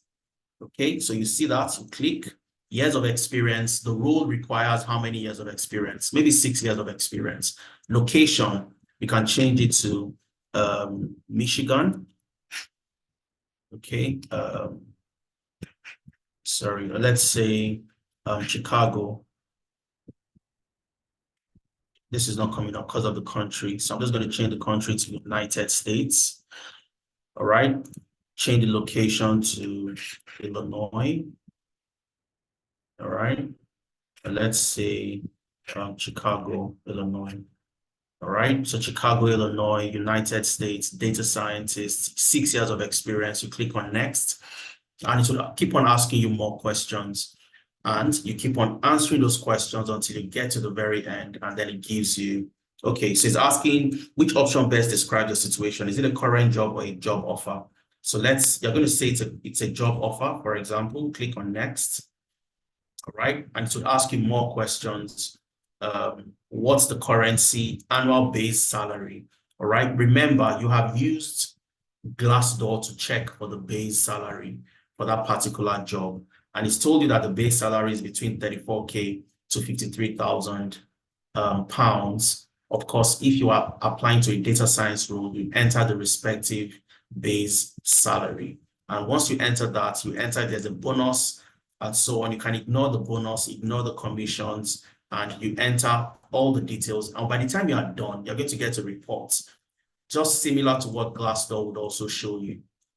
That shows you that this is what other people within the same role are earning, all right? And how you fall within that range. If you are below the range or you are above the range. So between Glassdoor and PayScale, you get a very good idea, if armed with fantastic information for you to get into that interview and you know exactly what you are telling them, all right? Very, very important. Can you share the slide? The slide will be available for everybody at the end of the day, including the recording and every material that we used today. So this is how to research, okay? Now, another very good way of researching is not just going online. You've gone online, you've done all the things you can do. Reach out to people that you know have worked in that organization. Ask questions. Be free to ask questions to people that you know can give you the answers. I've done it myself personally. I reach out to people and I get information that I'll never be able to get on the internet.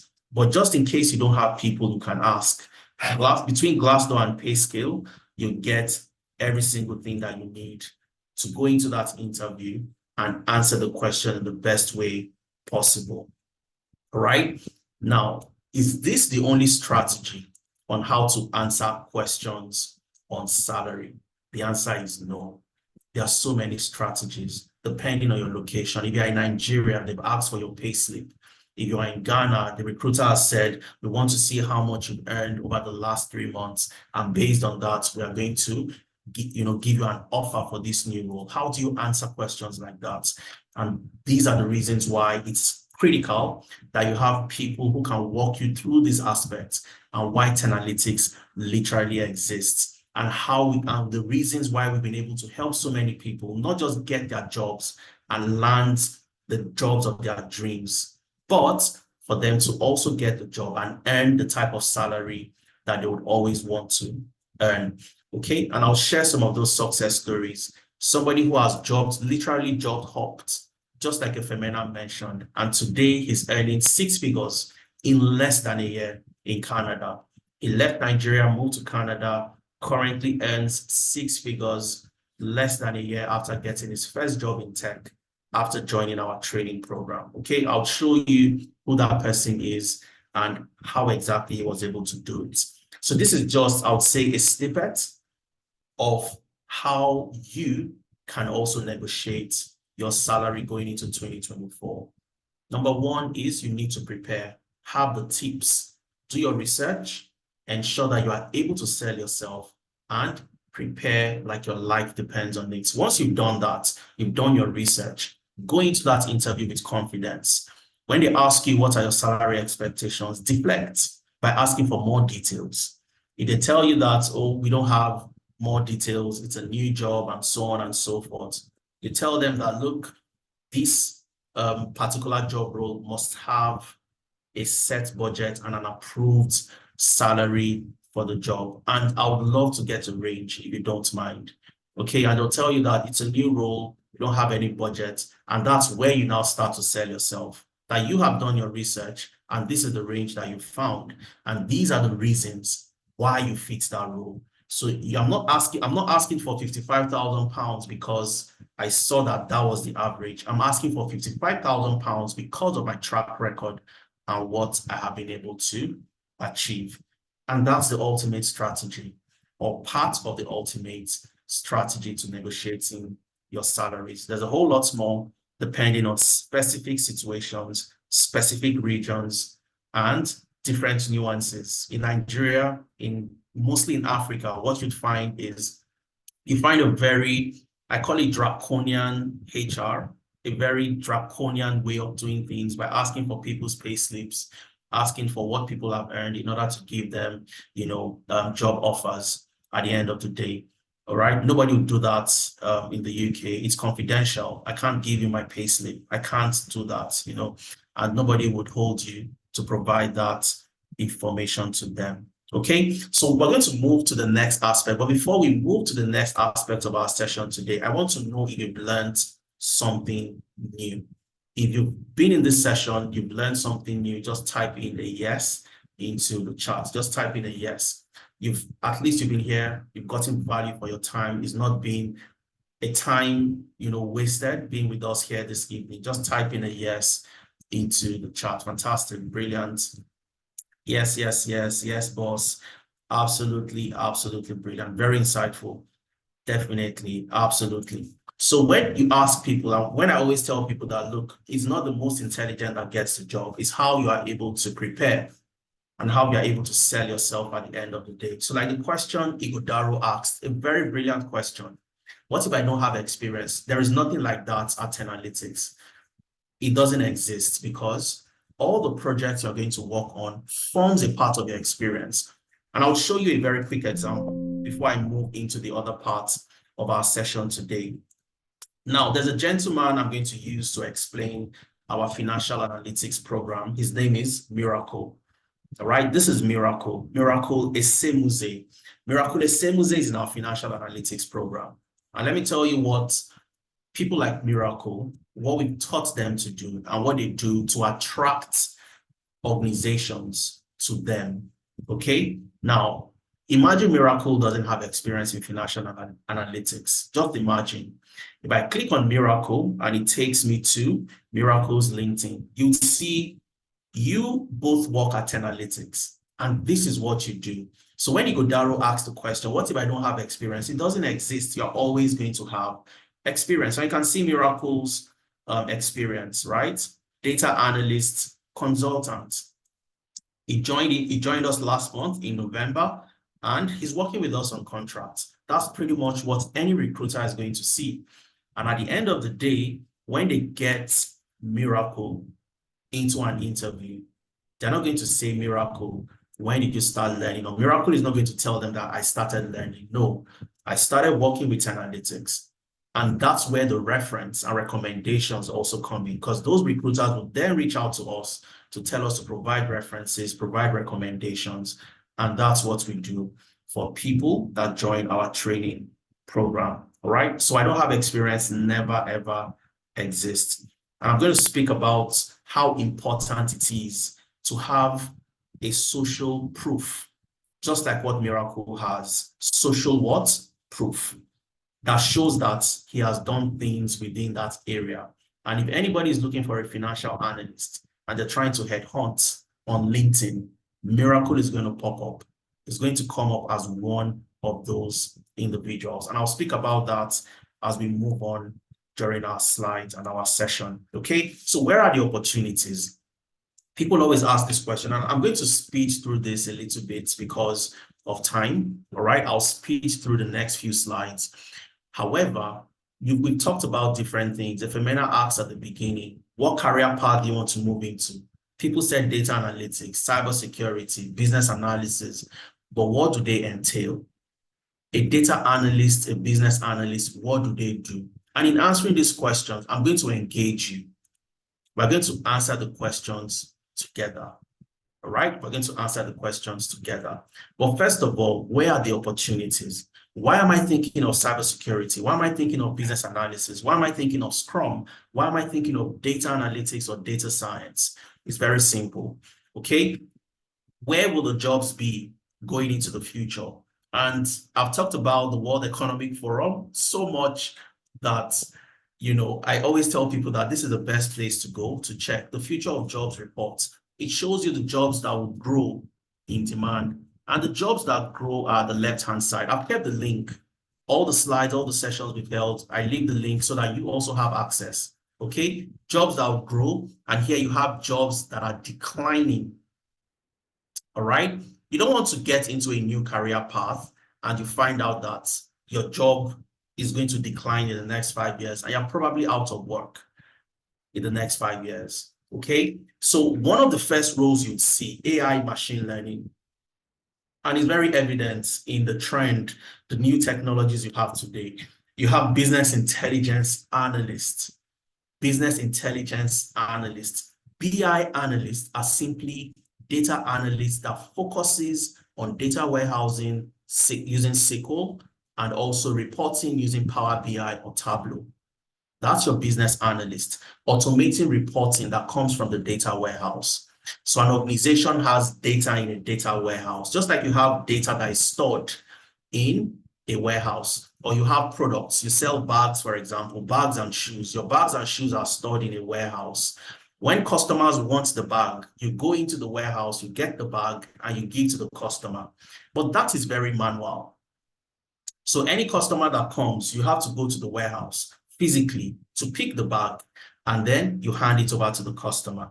That is very manual. Now imagine that where you have the warehouse, okay, let me call this WH, you are able to put a conveyor belt. Let's call this a belt, a conveyor belt. So you see the belt in the airport.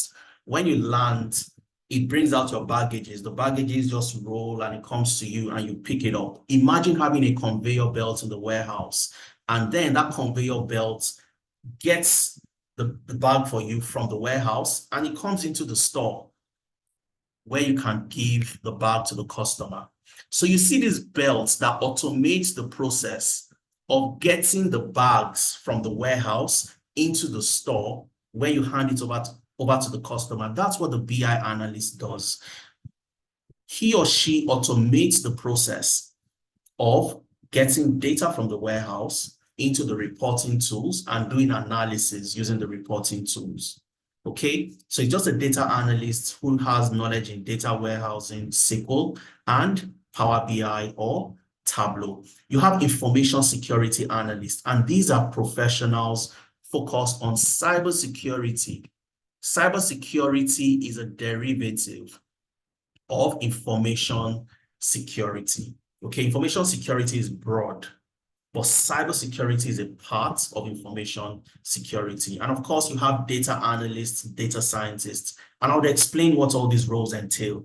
So these are the jobs that are growing. So if I'm going to transition and I'm going to move to a new role, I want to be sure that I'm moving into the roles that will grow and not the roles that will decline over the next few years. All right? We see data engineers.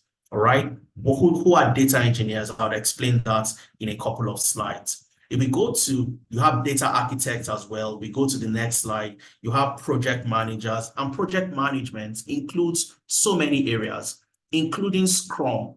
So for anybody who says, I want to be a Scrum master, or I want to learn Scrum, you are saying the absolute right thing, because Scrum is project management. Project management that focuses on what? Agile methodologies. And why would you get a job faster as a Scrum Master than as a project manager? I'm going to explain that to you as well. All right, especially if you want to move into tech. You're going to get a job faster as a Scrum Master compared to just the project manager. And of course, you have financial analysts. Okay, those that do analysis using the financial data within the organization and so on and so forth. So when you look at all these roles, it gives you a clear direction on the areas to focus on and the areas to look at if you're going to get a job, rather than just applying to any job you see out there. Okay, so that's the strategy. And the key reasons why we have also at Analytics selected the programs that we offer includes ease of learning. We looked at 3 major criteria, and one of the criteria is ease of learning. You don't want to learn forever, for 2 years, for 3 years, do another degree because you want to get a job. You want to learn a skill for between 3 to 4 months. Apply those skills to get a job. All right. Somebody asked me in the chat the other time, do I have to learn everything in tech? Do I need all the knowledge? You don't need all the knowledge. All you need is what you need to get the job, the skills that will get you the job. Learning is a continuous, is a lifelong journey. You're always going to learn as long as you work in a dynamic environment like the tech ecosystem that is ever changing. All right. Once you have learned, so you've gotten a skill between 3 to 4 months, what's the next thing? You want to be able to get a job. So there must be a demand for the job you're applying to. So ease of transitioning and getting a job becomes very important. And we've seen the World Economic Forum, the IMF, our own analysis at Analytics, all points into directions within the tech ecosystem where you get the jobs at the end of the day. Tech is very broad. You can't possibly look at every area within the tech space. So where are the jobs and where are the opportunities? The World Economic Forum, the IMF, Analytics analysis has given us the specific areas to follow and look at. And of course, you also want to get those jobs and get fantastic salaries. Ifemena showed us the average salaries per job role. And of course, people that have gotten those jobs and are currently on those salaries. Of course, I'll show you them. I'll show you the people without indicating their salaries, but definitely I'll tell you for a fact that somebody who moved within a year in Canada, moved and is currently on 6 figures. Not everybody would tell you their exact salaries, but because of the way we have worked with this particular individual, especially for me on a personal level, he gets very confident and close to me to the extent that he tells me how much he earns. And when he recently moved to a new role and he got 6 figures, he also told me his exact salary. All right. Ifemena has already highlighted a couple of these people, but I'll highlight and tell you the 2 people that were able to transform their journey in terms of the salary that they earn. And one of them is Benga. Benga, for 2 years, he was in Poland. He really couldn't get a job because he had a problem with Tableau. Okay, he had a problem with Tableau. Now, Benga discussed with us. He was in a masterclass like this, joined the masterclass, eventually registered for the program, and we worked with him. He learned Tableau, joined the data analytics program, And he had interviews, series of interviews, right? First stage, second stage, third stage, multiple interviews. At the end of the day, Benga had 4 offers. 4 offers.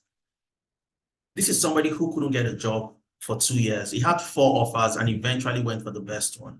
Okay, that gave him hybrid work opportunities. He could work remotely and also gave him the fantastic salary. In fact, when I was discussing with Benga, he told me that the salary is a dream that he would have never imagined he could ever earn. And that's the power of working in tech and knowing exactly what to say and what to do when you get into an interview. Another person I'll quickly highlight, yes, is Olugbemi. Olugbemi joined our program sometime around, if I'm correct, around April or May. If you listen to Olugbemi here, when you receive the slide, he indicated when he joined. It was either April, May 2022. Olugbemi was moving from Nigeria to Canada, just like so many of you, all right? He moved from Nigeria to Canada. I was working with one of the largest banks in Nigeria. He reached out to us. I want to, I have some knowledge, right? But I want to consolidate the knowledge. Which of the programs do you think I should join? I recommended, and he joined our data analytics program. He moved to Canada through the PR route, and he got his first job as a business data analyst. When he got the job, his interviews, everything, the assessments he was giving, everything, I still have the documents till today. I wrote the reference for Olugbemi. All the documents are still there. And he got the job. Olugbemi got confirmed 4 months into the job. He had a probationary period of 6 months, right? But he got confirmed only after 4 months. Because as he was on the roll, he was always reaching out, okay, these are the things I'm doing. What advice do you have for me? And so on and so forth. Now, that's not the icing on the cake. The icing on the cake is last month in November, Olugbemi moved from this role, the business data analyst role with the Law Depot in Canada, to a solutions analyst role with one of the largest insurance companies in Canada, and literally doubled his salary. He's currently on 6 figures.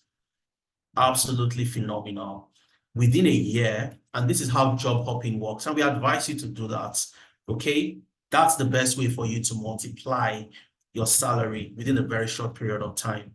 Get a role, get into the system, work for 6-8 months up to a year if you can, and then you move to the next role. You would use and leverage the previous role as a bargaining chip at the end of the day to negotiate your next salary and get the best possible opportunities. Oh, sorry, I clicked on that by mistake. I'm not going to. Hi, everyone. Okay, that's Olugbemi, talking about his role. I think I clicked on the slide by mistake. So you would listen to Olugbemi eventually. If you have time at the end, I'll play Olugbemi's video. You'll hear him out and you hear all the things he had to say from his interview, how he was able to ace the interview, how he worked with him, and so on and so forth. All right. So how do you get into any of these career paths? Okay, what do you need to learn? People have asked the question, how do I start learning? How much do I need to pay? What are the specific technologies I would learn? Or what are the specific skills and tools that I would learn in order to get a job in any of this career path? Okay, somebody's asking, anybody got a job? Scrum is new. We launched 3 new programs, or we are launching 3 new programs in 2024. Number 1 is Scrum Master. Number 2 is cybersecurity. Number 3 is AI engineering. Okay, so these are new programs that we are launching in 2024. And that's why for every other role, you're going to see testimonials of people that have gotten jobs, but of course, not for Scrum or cybersecurity or AI engineering, because these are new programs that we are launching from January 2024. Okay, so let's start with the business analyst. Who is a business analyst? What do you do as a business analyst? And how can you become a business analyst? Okay, so I'll move as fast as I can, okay, because of time. A business analyst is somebody who ensures that processes within an organization are optimized. Okay, processes within an organization are optimized. And I'll break it down so that it's easy for everybody to follow. Now, imagine, let's use a scenario. Imagine you work in a hospital. In that hospital, you have to go to different departments, okay? You have to see the person who is going to do an X-ray, all right? From the X-ray, you're going to go do your blood test. I've forgotten what they call them, but let's just say B test for blood test, okay? B test, all right? And then you'd have to go to the pharmacy, all right, to get some drugs and so on. So now let's just imagine these are the different departments you have to go to when you go into a hospital. Now, you get into the X-ray department, they take your X-ray, but then they have to send your X-ray by email or manually to the next department where they're going to take your blood because they also need the information. Now, once they've also taken your blood and they've done the test and everything, the results are out, they send another email to the pharmacy so that they can recommend the right type of drugs. Let's imagine that's the scenario. Because it is email and it is manual, somebody has to type in an email, attach a file and send. Things get missing in transit. Some of the emails fall through the cracks. The other departments might miss the email. So it takes a lot of time. So let's imagine this takes about 1 hour for a patient who goes into the hospital to get through all these 3 departments, and it's taking the patient 1 hour to get their drugs and leave the hospital. As the business analyst, what you do is you get into that situation in the hospital, you look at the process from the beginning till the end, and you map out the process to identify where the inefficiencies are. Why do we have to take 1 hour? Where do we have the delays? Where do we have the blockers? And you find out that it's because emails are sent manually. People have to attach files and send all these things manually, and that's why it takes a lot of time. As a business analyst, you then recommend solutions on how to make that process efficient. How can we reduce this time from 1 hour to 10 minutes? Okay, something that takes 1 hour, what do we need to do to reduce it to 10 minutes? Now, usually, any strategy you're going to deploy that would optimize a process from 1 hour to 10 minutes involves the use of technology. Okay, involves the use of what? Technology.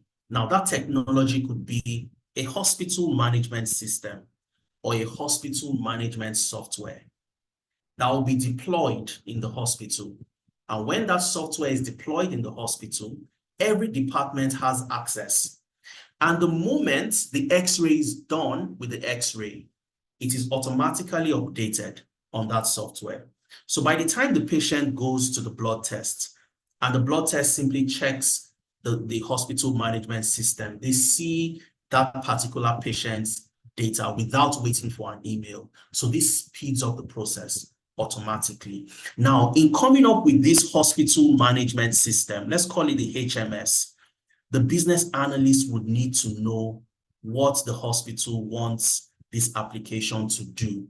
What feature? Should it have a feature to attach? Should it have a feature to take pictures? Every single feature or requirements that would enable that particular organization deploy this hospital management system effectively becomes the project of the business analyst.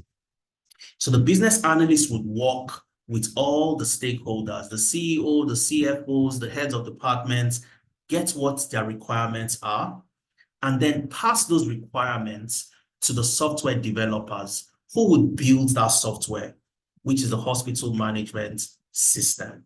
All right, so the business analyst would need to manage the project. So you need project management skills. You need to know different project management methodologies, Agile and Scrum. You need to know the software development lifecycle that would ensure that you know how a project is planned, how a software is planned, how it is built, designed, tested, implemented, and so on and so forth. So as a business analyst, that's your focus in an organization, optimizing processes? How can we reduce the time it takes to do something from one end to the other? All right. And that's part of the responsibilities of the business analyst. For you to do this, you start by learning Excel, Power BI, and SQL. Of course, the business analysis curriculum for us at Analytics comprises of 3 key areas, and it has the data analytics module where you're going to learn Excel, you learn Power BI, you learn SQL. Because the modern business analyst is expected to have a flavor of data analytics. If you want to get the best jobs out there, you must have data analytics capabilities. You can't run away from it. So that's number 1 that you would learn. And then you move into process mapping. How do you map out a process from the beginning to the end to achieve the current state as is? This is what we have in the company. For you to know where the problems are and improve that process to get it to be more optimized, right? You need project initiation planning. How do you plan a project, start a project, and so on? Agile and Scrum for project management. So you need to know different project management methodologies, waterfall, agile, and so on and so forth. So that's we're able to manage projects effectively. Software development lifecycle, requirement fundamentals, elicitation, asking the right type of questions to gather information that would help you get the type of requirements and deploy the right type of solutions within the organization. Stakeholder analysis and engagement, ChatGPT for analytics. And of course, all our programs have a ChatGPT component embedded simply because ChatGPT is going to be something not just for the future, but something for today. As a professional, you really can't run away from ChatGPT. You're going to use it, and you're going to use it to get your processes more optimized. And organizations today are looking for individuals that have the capability to leverage ChatGPT to get work done. How long does it take for you to learn a business analysis program to get started? 4 months, 2 months project-based classes, and 2 months internship where you'll be building a web application. So your internship is project-based. You build a real-life application. So when I was telling Igodaro the other time that there is nothing like no experience. So when you get into an interview and they ask you, what have you done as a business analyst? You're going to show them the projects that you worked on. You built and managed a web application. Of course, you're not the one that will build it yourself, but you will monitor, you will manage the project, come up with the requirements, engage different stakeholders. So you have different stakeholders within the project. You're going to have software developers, scrum masters, and different other stakeholders during this particular project. So you add that to your portfolio as a business analyst, all right? And that's what the business analysis program entails. I'm going to move to data analytics because I'm moving fast, and I'll take questions towards the end of our session. Who is a data analyst, and what does a data analyst do? A data analyst is simply an individual who takes data from an organization and turns that data into insights that the business can use to take decisions. And I'm going to paint another scenario for you. Imagine that we all, and I'm going to call 2 people to help me with this particular scenario. So get ready. If you want to help out with this, I'll be very happy to call you up. Imagine you work for a travel company.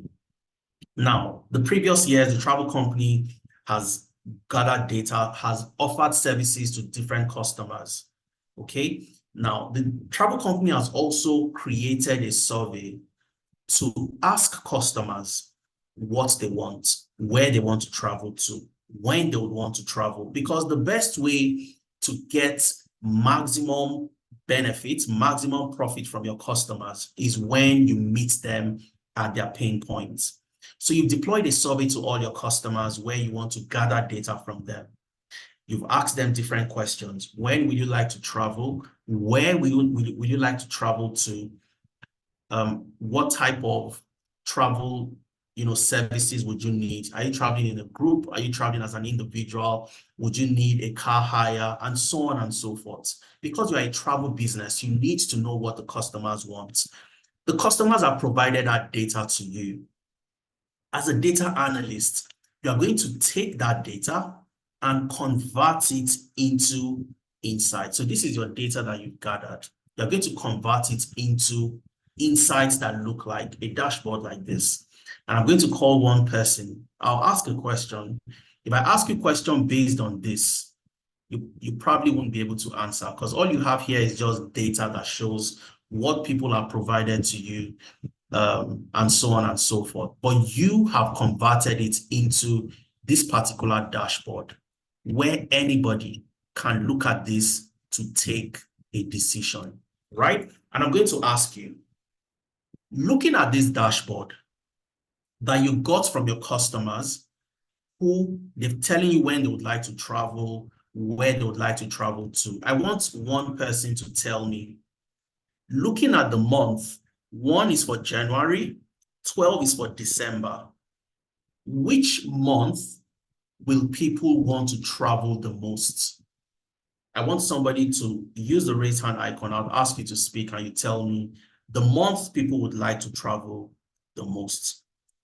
Juanita says December. Bushimuzi says December. Emmanuel says December. Odafe says December. Enoch says 12, which is also December.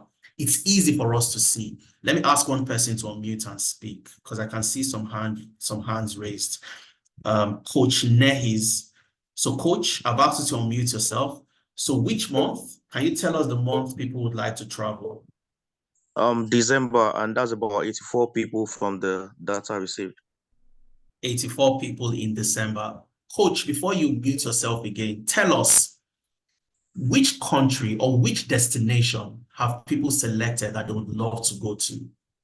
And that would be Paris, and that's 169 people. Fantastic. Thank you very much, Coach. So that's Paris, 169 people. Now, initially, what we had was just simply data that looks like this. We couldn't make sense of it.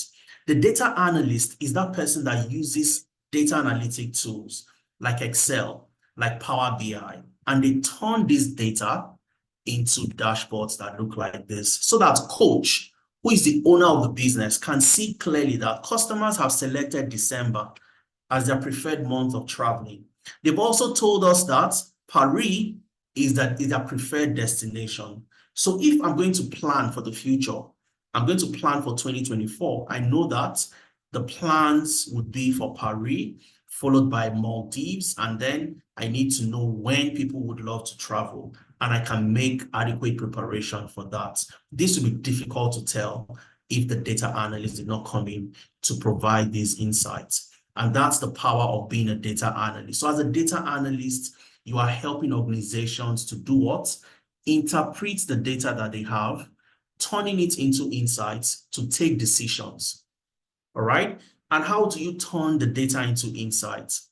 You use your tools like Excel, Microsoft Excel, and a data analyst always starts with problem solving. That's where it starts from. You see the beautiful dashboard I showed you just a few minutes ago. Simple but beautiful dashboard. It's solving a problem. It's not just beautiful for the fun of it. It's solving a particular problem. The company is losing money. The company wants to know the type of services to provide so that they can maximize their revenue. And that's where problem solving comes in. So how do you identify a problem, frame the problem, use different techniques to solve those problems? You also use Excel to manage, analyze your data, create charts and visuals that look like what I just showed you. And of course, as a data analyst, you must understand structured query language, SQL, SQL, which is a language for interacting with databases. Organizations would have their data in a database. Imagine a database like a bucket that you can store water, you can store grains, you can store different things. You store your data in that database like a bucket. So whenever you need data, you go into that database to get your data. All right. Now, in the in a data analyst role or in an organization, they store their data in a database. And for you to get access, for you to interact with this database, to either extract your data, connect that database to your Excel or your Power BI, you need to understand the language SQL. That's the language for interacting with databases. Very, very important. You're also going to learn Power BI. The dashboard I showed you a few seconds ago was built using Power BI. So you would learn how to use tools like Power BI for your analytics, for your data visualization, business intelligence, and so on.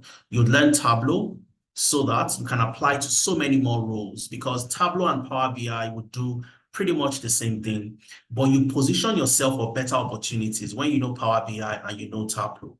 You're going to learn data storytelling. You're going to learn ChatGPT for analytics and Microsoft Fabric for analytics. How long does it take you to learn data analytics and transition? For 4 months. 3 months project-based classes. Project-based classes. You're going to work on projects. Every single class, live class, you work on projects. And that takes me back to Igodaro. Igodaro, I'm always going to go back to your question when you asked that, what if I don't have experience? Your projects at the end of the day forms the experience you're going to communicate during interviews. And I'll show you a couple of projects before we call it a day today. All right. You'd also intern for 1 month. Your internship would be collaborative. You collaborate with a data scientist, you collaborate with the HR analyst, and you work together on projects. Because in the real world, you would never work in isolation as a data analyst. You would always work together in a team, solving problems together. So if anybody asks you, as a data analyst, what do you do? Take a screenshot and show them that this is what a data analyst needs to learn, and this is what a data analyst will do.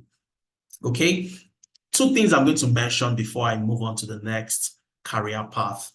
Whenever you see things like this, total number of customers that responded, the percentage of male that responded, percentage of female, when people would love to travel, this is what happened. Okay, you created a survey, you deployed that survey to your customers, they filled your survey, they gave you data, and you created this. 373 people responded to your survey. 53% were male, 47 were female. 84 selected that they would like to travel in December. So this is called descriptive analytics. You are describing the data of what the customers have given to you. It's called descriptive analytics. So descriptive analytics simply answers the question, what happened? 373 people responded. 84 want to travel in December. Paris is their preferred location. That is what happened. Descriptive.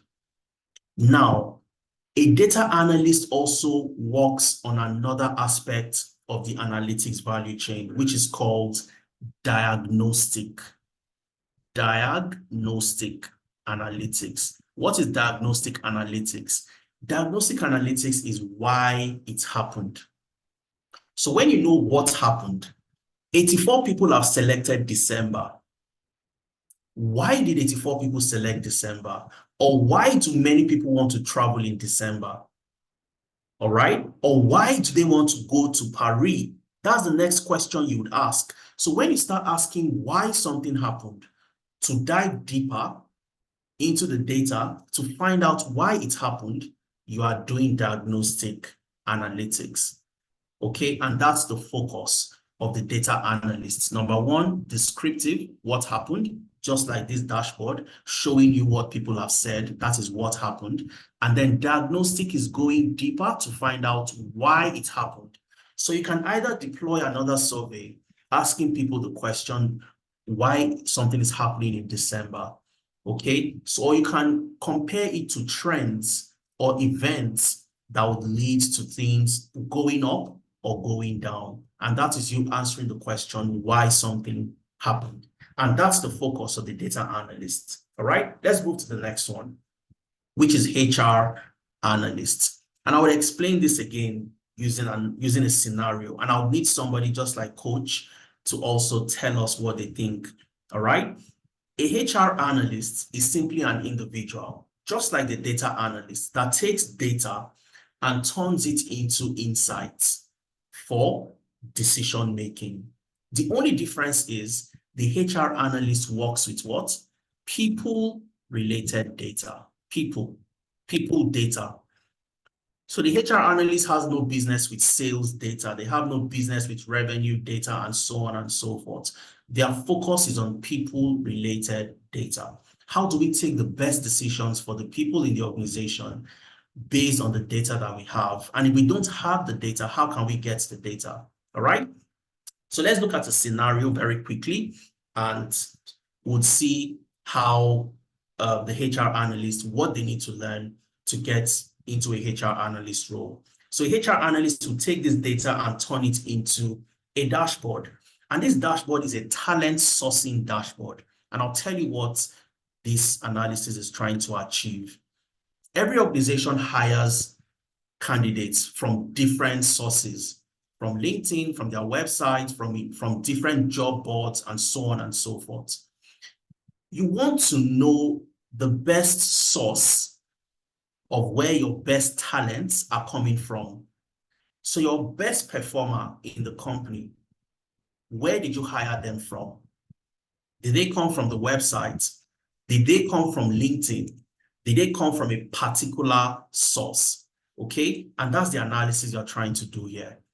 All you have is the data, but the data cannot make any sense to you if you have not analyzed it to give you. So you analyze the data and it gives you this dashboard. All right. So I'm going to ask somebody a question again, just like I asked Coach. Looking at this dashboard, I want us to focus here. All right. This particular chart shows us the average performance of employees and where they are hired from. All right. So you see the average performance score, 7.8, and it's over 10, it's out of 10. Okay, so 7.8, 7.0, 7.8, 7.0, 6.9, 6.8. So looking at the recruitment source and looking at the performance of employees, tell me the best source to hire from. The best source to hire from. I'd love to hear from you. Okay, so let's hear from Joseph. Coach's hand is also up again, but let's call somebody else this time around. Joseph, let's hear from you. About to unmute yourself, Joseph Felix. Okay, I think it's from LinkedIn Why do you think it's from LinkedIn? because it's having 7.8. That's the highest there. 7.8 has the highest performance score. So after LinkedIn, what's the second source of hire?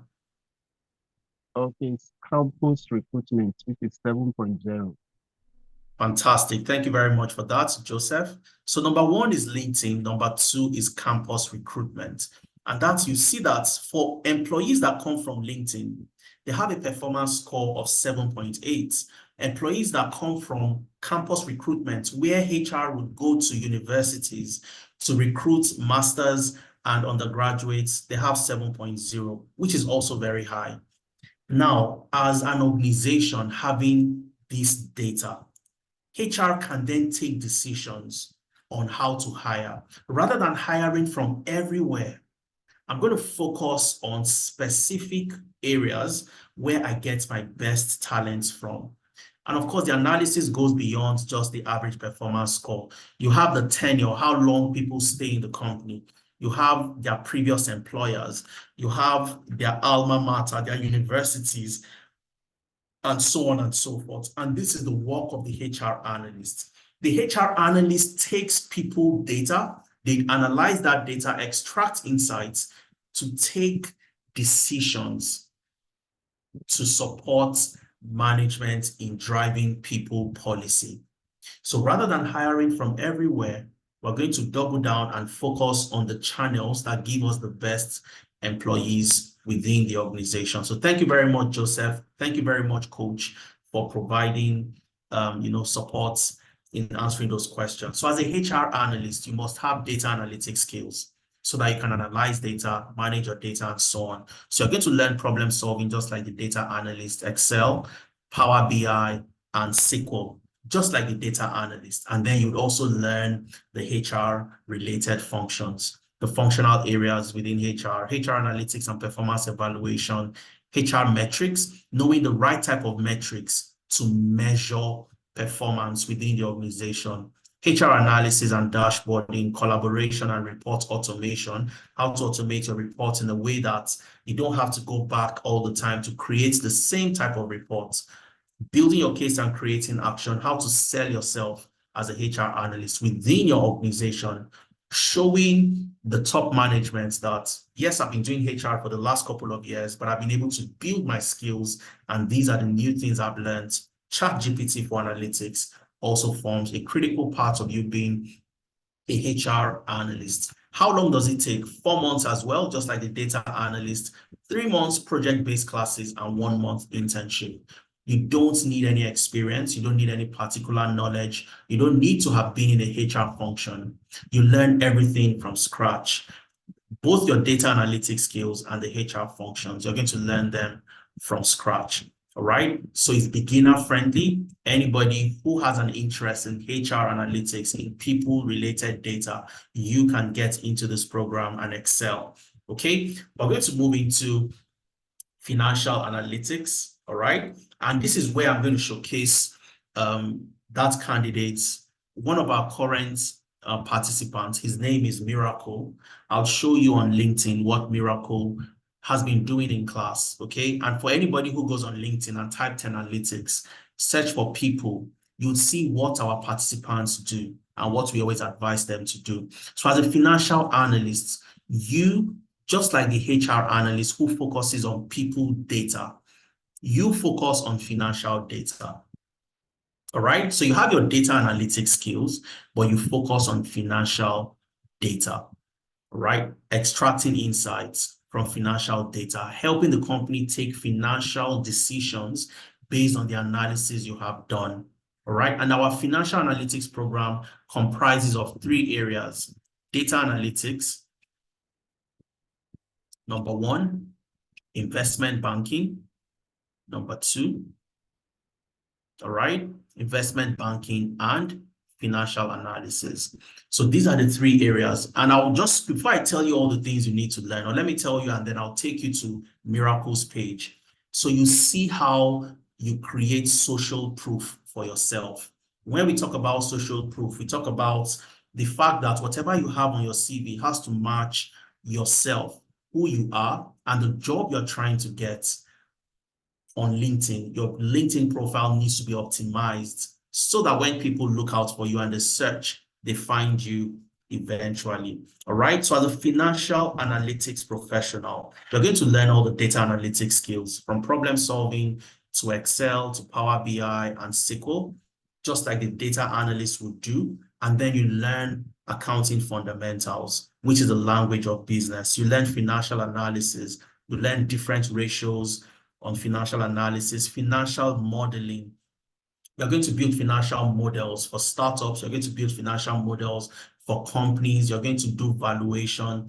You value businesses. So when you see companies acquiring another company, how do you value? How do you, if you want to start up a new business, a company you work for wants to set out on a new venture, how do you build a model that shows what is likely going to happen, the best case, the base case, and the worst case scenario, and so on and so forth. All right, sensitivity and scenario analysis, and of course, ChatGPT for analytics. Right from the very first day of your financial modeling class, you would decide on the business. The class decides on the business they want to model. For example, we want to model the new Uber.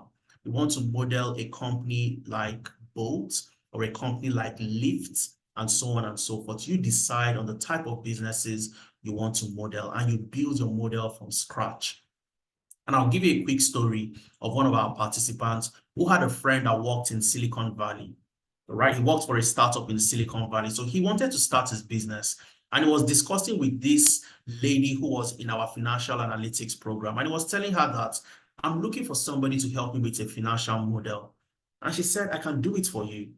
And he was shocked that really, and she said, yes, I'll do it for free.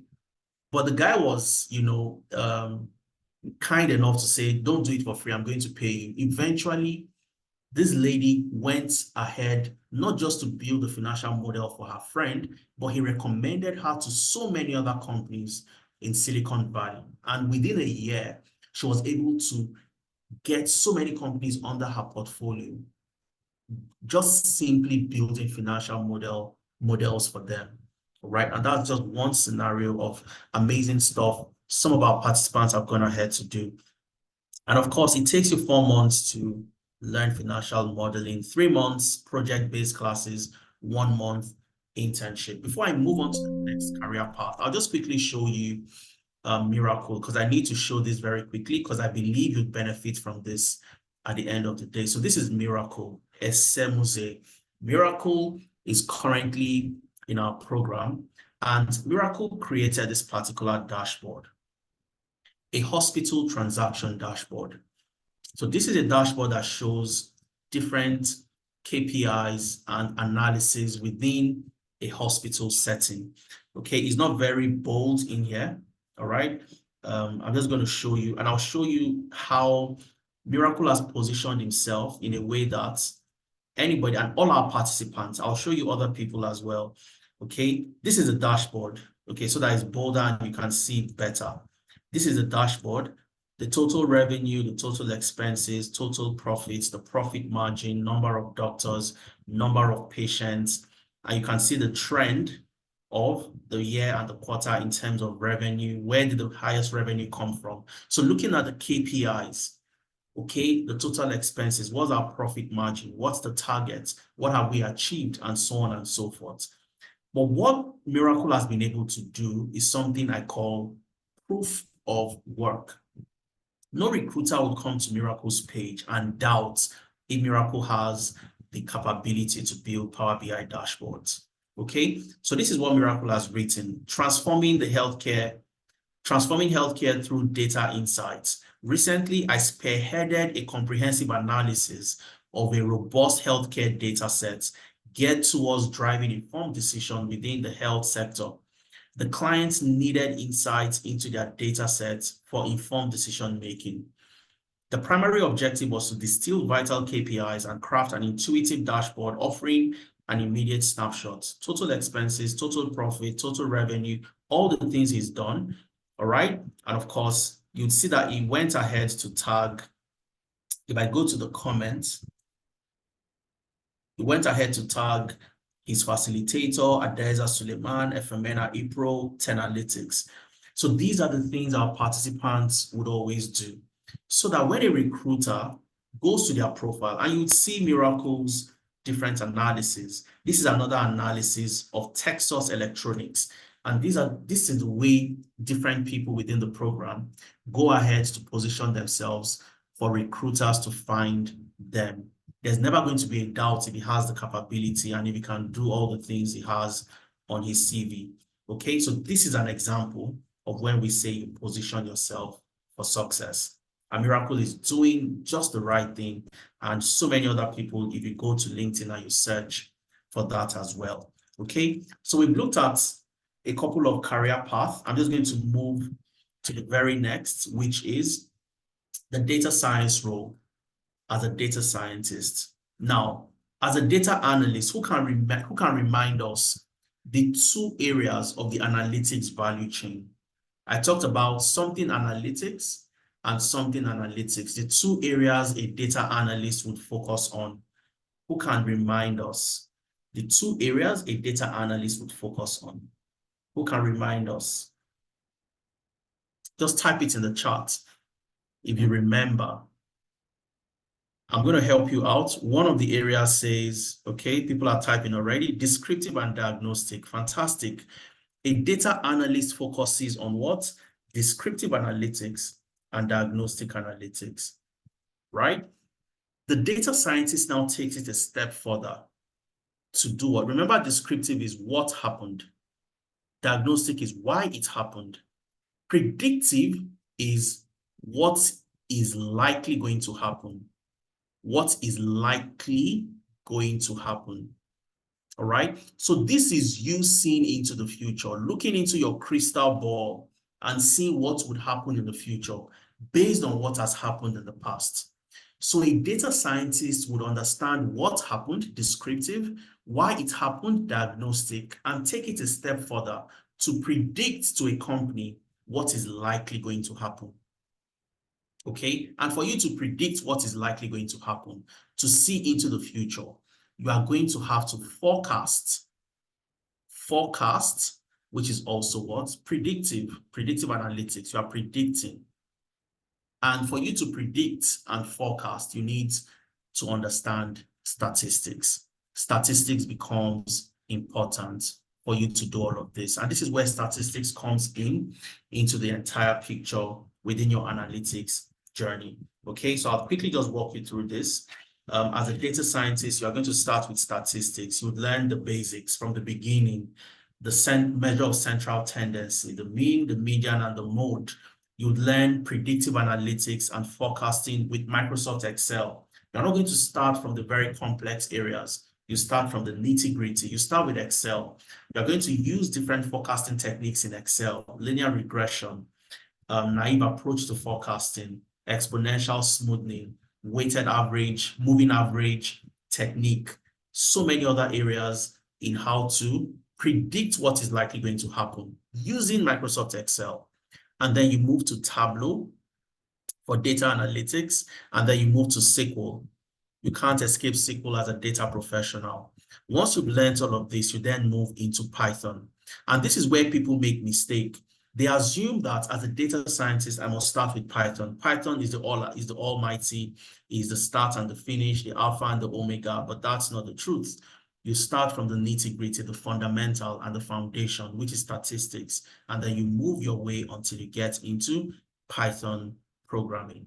Python is what you then use for your exploratory data analysis, for your machine learning to also predict the future, and then computer vision. You're going to work on computer vision projects. And a typical example of a project on computer vision, if you look at my screen, you see my video on, you can't see anything behind me. I have a wall behind me, all right? I have a chair behind me, but you can't see. You can only see my face. And the reason is because there is a program that identifies just the human face and identifies the human different parts, the moving parts, the hands, and so on and so forth. It's called object detection. You're going to build a program like that that detects the smile, that detects your pose, and so on and so forth. If we have time, I'll show you some of those type of projects on LinkedIn that our participants have also built. You're going to learn GitHub for version control, ChatGPT, and GitHub Copilot, and you'd also learn Microsoft Fabrics for analytics. How long does it take you to learn to become a data scientist? 4 months, 3 months project-based classes, 1 month internship. So if you want to be that professional, data science was dubbed by Harvard Business Review as the sexiest job of the 21st century. You want to work within the sexiest job of the 21st century, then you're looking into data science. You want to predict the future, what is likely going to happen in the future, so that we can prepare, we can get the right type of resources to meet that future ahead of time. You are looking at the data science career path. Okay, I'm going to move into data engineering. And data engineering is that individual that helps every other data professional. How does the data engineer help every other data professional? As a data analyst, you need data. As a HR analyst, you need data. As a financial analyst, you need data. Even as a business analyst, you need data. Data is very important for all the data roles. But where does the data come from? Who makes the data available? Who gets the data from where it is to where it should be for the other stakeholders to use that data? And that is the data engineer. Okay, so let's take an organization. Let's take a bank, for example. A bank would have different transactions through different channels. The POS, the mobile application, okay? So if you use your bank, I'm sure you have your mobile app. So let's say the POS, the mobile applications, and let's say the ATMs, all right? So these are different channels. Each of these channel records transactions that are stored somewhere in a database. The mobile application has transactions from all the customers also in a database. The ATM as well, transactions in a database. Now, the data analyst would not go to the ATM. The data analyst would not go to the mobile application. The data analyst would not go to the POS. It is the data engineer that would create something we call data pipelines. Data what? Pipelines. And those pipelines would funnel data into something we call a data warehouse. Okay? A data what? Warehouse. So this data warehouse is where the data analysts, the financial analysts, the business analysts, the HR analysts would go to access their data. All right. So the data engineer is that individual that is responsible for creating an avenue, creating data pipelines, moving data from different locations, different databases into a central location for easy access of the data. And that's why I said the data engineer provides that data to all the other stakeholders. And a data engineering role is one of the most crucial and critical roles within the data world. And it's also very high in demand and highly sought after. Okay, so you would need to learn the different technologies that would enable you create these pipelines. It's very, it's very straightforward and it looks very easy when you have everything just drawn like a diagram. But in creating the pipelines that you can see here, these pipelines requires understanding of fundamental technologies to keep on extracting, automating the process, whereby you don't have to go there every time to the POS database, application database. You create those pipelines, ETL pipelines that will help you get the data, funnel the data into the data warehouse for every other stakeholder to get access. And for you to do that, you need to, first of all, have an introduction to data engineering. SQL is your bread and butter. SQL and Python, that's your bread and butter as a data engineer, SQL and Python. And then you learn Linux for scripting, batch scripting, and so on and so forth. You learn ETL pipelines, connecting to databases, to APIs to extract your data, Apache Spark, Apache Airflow for your pipeline automation, where you don't have to automate, you don't have to go back to keep on running the same processes to get your data. You automate the process. AWS cloud engineering. Cloud engineering is also very critical.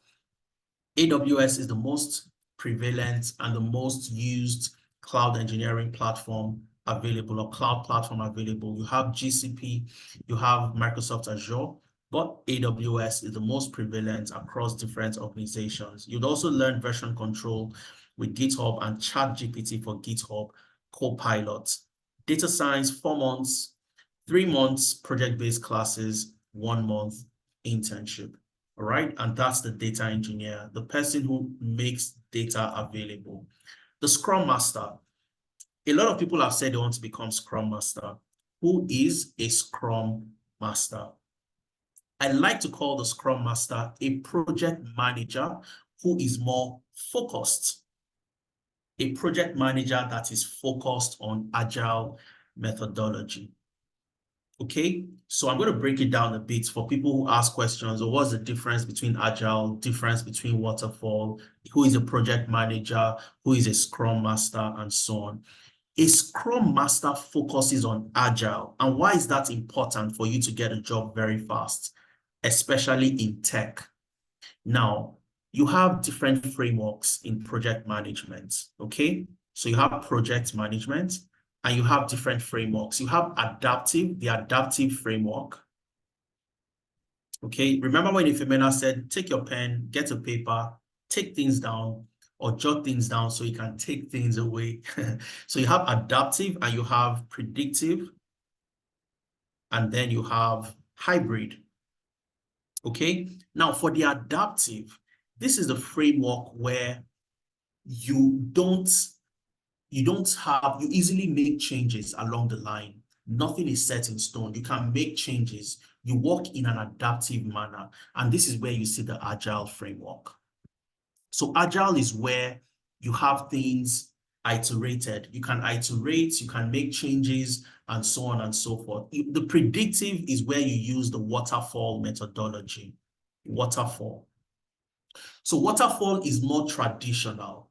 Waterfall is where you have planned everything before you start, every single thing, the costs, the team. So it takes a long time planning, because waterfall simply means we're going to complete this step, we move to the next step, complete that step, move to the next step. So it is more traditional and doesn't give a lot of room for what? Changes and iteration along the line. Okay, so it is not very friendly when it comes to the tech ecosystem, because the tech ecosystem is very dynamic. You want users to test your product. You have an application you want to launch. And that's why you see your mobile applications, they're always updated. Every single time it's updated, the new version, a new version. And that's simply because all those tech products are built using an agile framework. Okay, so nothing is set in stone. You keep on making changes based on the feedback from the users. As users make use of the product, you learn more about what the users want, you make changes again. All right, and when you get those feedback from the users, that's what you call the user stories. Your user stories. Okay, where does a Scrum Master come in? So hybrid is a combination of agile and waterfall. When you combine agile and waterfall, you have the hybrid. Now, when you have adaptive, which uses the agile framework, part of the agile framework is the Scrum, where you have the Scrum methodology. And this is where the Scrum Master comes in. A Scrum Master is somebody who has a very good knowledge of the agile framework for completing and carrying out projects. Okay, so the agile framework is where you have different sprints. You have sprints, you plan your sprints in a way that you do something 1 week, you implement, you move on and do the next one. Simultaneously, you have so many things going on. So you can make changes from time to time. As the customers test out the new features you've added to that tech product, you get feedback from the customers, you implement those feedback, make changes again, and you keep on moving on. So in the tech ecosystem, the Scrum Masters become very, very important for implementing the Scrum framework, the Scrum rules, the Scrum ceremonies, and so on and so forth. And that's why a Scrum Master gets a job a lot faster than the project manager, because the project manager has knowledge of so many things, but at the same time, is not an expert in one particular area. But the Scrum Master is an expert when it comes to the agile methodology. And that's why the Scrum Master gets a job a lot faster. So it's good for you to have this understanding on where the project manager lies and where the Scrum Master lies, and how they have their advantages as well. Okay, so as a Scrum Master, you facilitate those meetings, you facilitate your sprints where you bring in your different stakeholders, the product owner, the different team members working on the team. If there are blockers within the project, you take out those blockers and you are able to get feedback from the users, implement your user stories, and ensure that at the end of the day, you have a product that fits the market and the requirements initially set out for. The Scrum Master makes sure that process is what? Seamless and smooth. Okay, so that's a Scrum Master, and that's the advantage of being a Scrum Master. Now, interestingly, the Scrum Master role is a role where you get, in my opinion, the highest pay for the least amount of work done. It requires a lot of technical understanding of the agile methodology. You need to know how to use tools like Jira. You need to know how to use tools like Trello, Confluence, that help you collaborate, track project deliverables, and so on. But you get paid ridiculous amount of money for this particular job role. And that's why Scrum is one of the key entry into the tech ecosystems. You learn introduction to Scrum. You learn the different Scrum rules, Scrum areas from product backlog, the Scrum artifacts.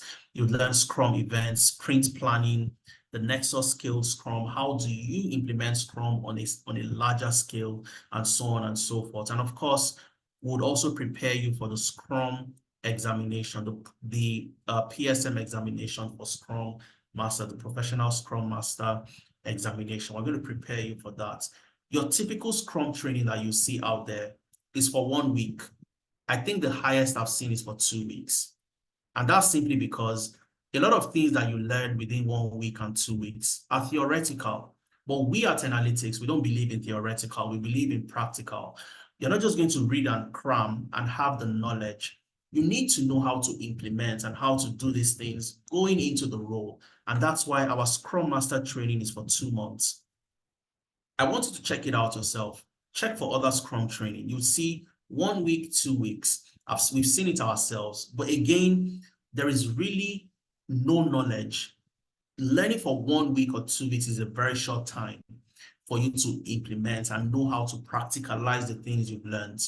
For 1 week, 2 weeks, you learn, read to pass an exam. And that's why you have so many people with certificates, but they can't really do the job. So for 2 months, you're going to join our Scrum Master program. You learn for 1 month, learning all the different techniques, learning all the different concepts and fundamentals, and then you'd work on that same project that the business analyst would work on, the web application project. You'd be the Scrum Master on that same project. For 1 month, you're going to be on the project building a web application, which is definitely attuned to the role of a Scrum Master. So that's what the Scrum training is all about. And then last but not the least is the cybersecurity. A lot of people have asked for this. As a cybersecurity analyst, your role is to protect the systems, protect the data of an organization. Okay, different people want to get access. Whenever you want to make payments online, you're always very careful. Is this site secure? Can I enter my credit card, my debit card details, and so on and so forth? Nowadays, you have 2-factor authentication and so many ways for you to beat hackers and beat people who want to, steal your data eventually. The role of the cybersecurity is doing this on a very large scale. We are protecting multiple systems, multiple data across an entire organization. And that would be your role, protecting the computer systems, the network, the data from any type of cyber attack or cyber threats. So you're going to learn introduction to cybersecurity, the foundations of networking, because that's very critical for you to protect each system and the network of that organization. Security principles, information security principles, offensive and defensive cybersecurity. So how do you prevent and how do you also take away the threats when it has already happened, and so on and so forth?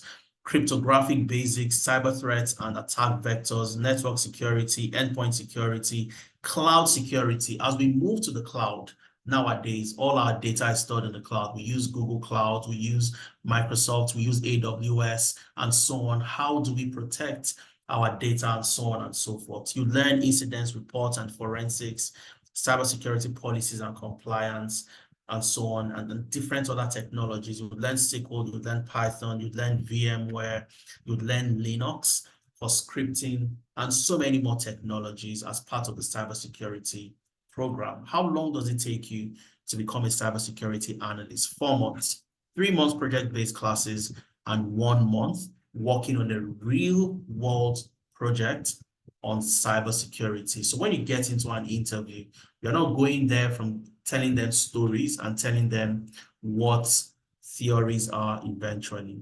Okay? Okay, somebody said I shouldn't skip cybersecurity. Of course, I wouldn't skip cybersecurity. And of course, we also have AI engineering. However, AI engineering has not been totally developed into a fully fledged curriculum, but we are bringing this in February 2024. Okay, so it's still coming soon, and we are looking to launch in February, where you would leverage different technologies, implementing AI systems especially in a low code, no code environment. Okay, so you would use tools like Google Teachable Machine, where you don't need to write codes and complex codes for you to build AI systems. You use data robots, AWS SageMaker, learn how to use ChatGPT. A lot of you don't know the power of ChatGPT and so many other large language models like Bard, Gemini, and so on and so forth. So you learn all of these things, prompt engineering, how to get the best out of ChatGPT and other generative AI tools using your knowledge in prompt engineering. So you learn all of these technologies, but this is also coming soon in our AI engineering program. All right. Now we are moving to the amount of all the different programs. So people have asked this question severally. How much do I need to invest? So one of the reasons why you need to even join Tenalytics, apart from the fact that you've seen and you've heard from so many fantastic individuals who have joined and have gotten value in terms of getting jobs, acing interviews, being at the best, knowing what to do when they get into the room, when they have an interview, and so on and so forth. We have helped in only 2003, this year alone, we've helped over 850 people to transition from the classroom to getting their first jobs. At the beginning, you heard from Sade, who got a job in the UK. For the very first time, she had never done anything data science. She got a job as a data scientist. You'd also hear from other people, which would be on the slide. If we have time, I'll play it for you. If we don't have enough, I'll share the slide at the end of the session and everybody would have access to all the testimonials. They're also available on our YouTube page. So you can go there, watch the testimonials. Also on Instagram, you have all those videos, the testimonials, people's story, what they've been able to achieve, and you have access to every single material.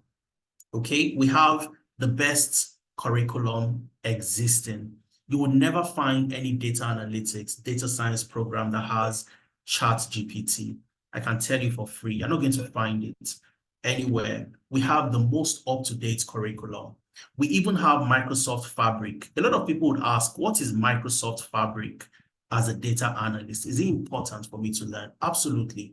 Microsoft Fabric is an all-in-one platform recently released by Microsoft that contains all the different materials within the data ecosystem. In Microsoft Fabric, you have data analytics fabric material where you can build your BI dashboards. So it's literally you using Power BI on the cloud.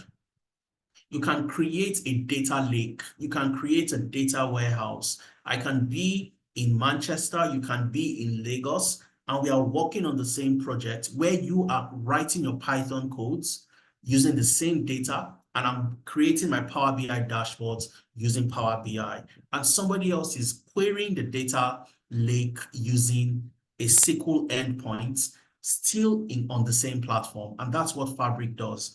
So Fabric gives you that opportunity to collaborate in one platform. And that's what Microsoft is trying to achieve. Organizations are adopting Microsoft Fabric, which means that if you have the skill, you'd be at an advantage over that next person competing for that job you're trying to get. And that's where the up-to-date curriculum comes in. You work with the best industry experts on board, training you and teaching you on all the different technologies. It's a blended training approach where you are learning by having live project-based classes.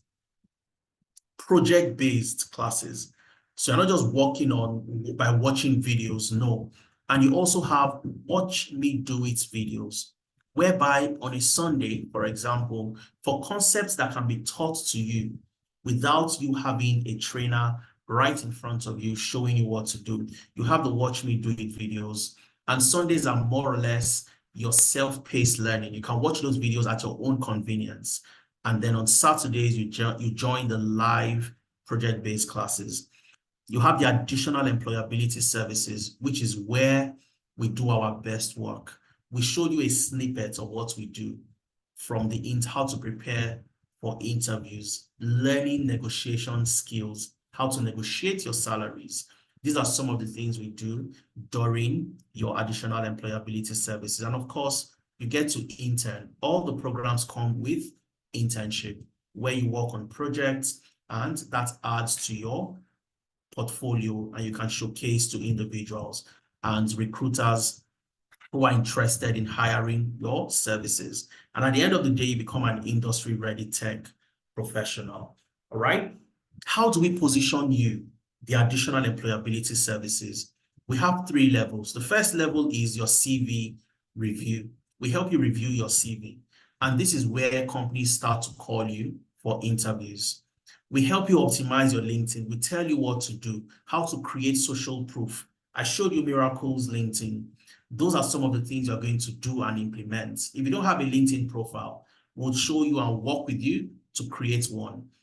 You have Upwork optimization, where for those who want to work as a freelancer, somebody was asking, contract jobs and freelancing, are they the same? And no, they are not. Freelancing is more, you have control of the projects you work on, you have control of your time. You really don't have specific terms and conditions you have to follow. But for contract jobs, you have a term, you have a duration of that you work with our company, maybe for 3 months, for 6 months.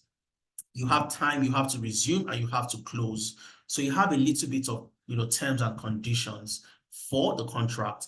But if you want to work as a freelancer where you can control your time, you can work on the projects you feel like working on, you need to have an Upwork profile. We're going to help you with that, navigating the job markets. If you're in Canada, you're in the UK, you're in the US, we bring in experts that will show you what to do to optimize and get the best value out of the market where you are.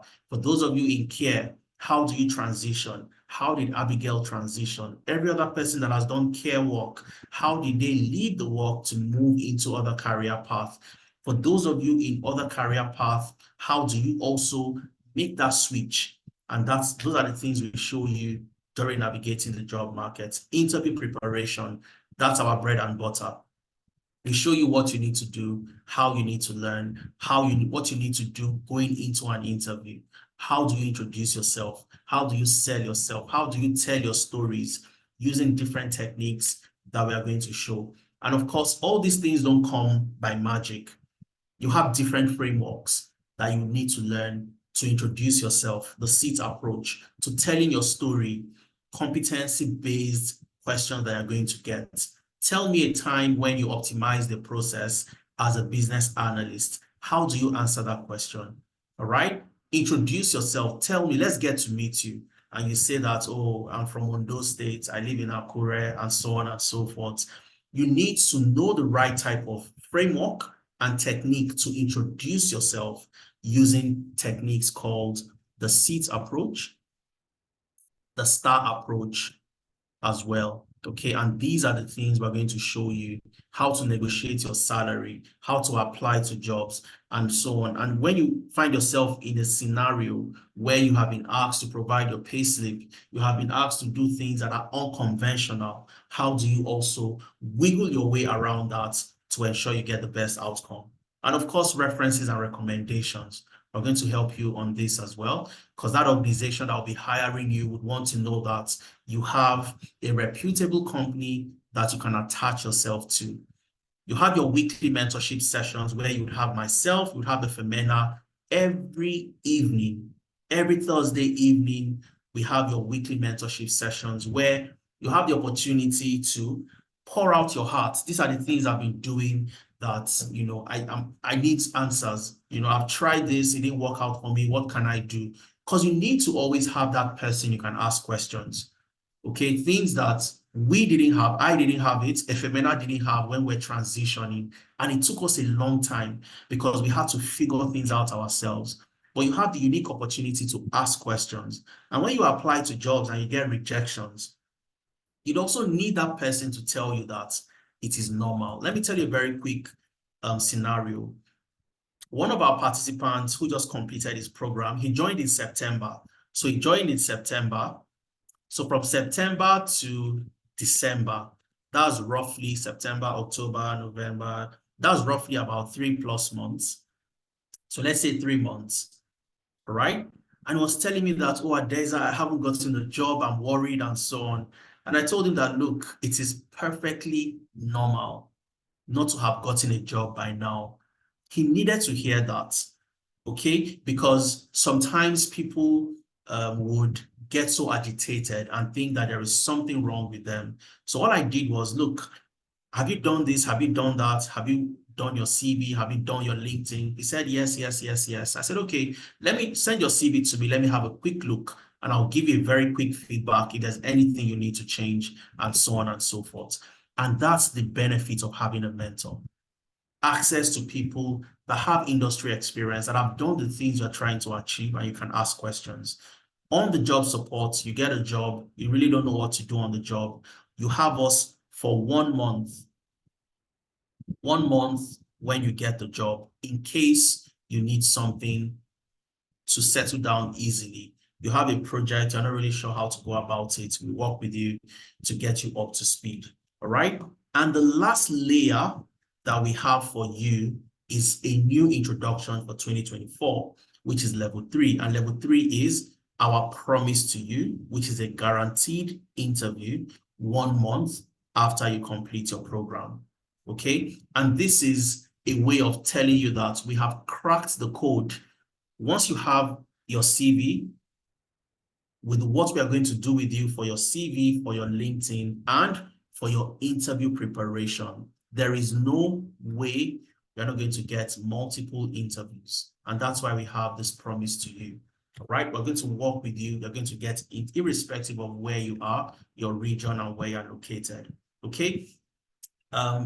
Just before I go to the fees, new things we're introducing for 2024 as well. So if you are joining the 2024 cohort, I'll say you're luckier than those who even joined this year. And this is Tenalytics always improving and iterating our processes to always give you the best. Also in line with the industry changes as well. We have something we call the Body Mentorship Hub.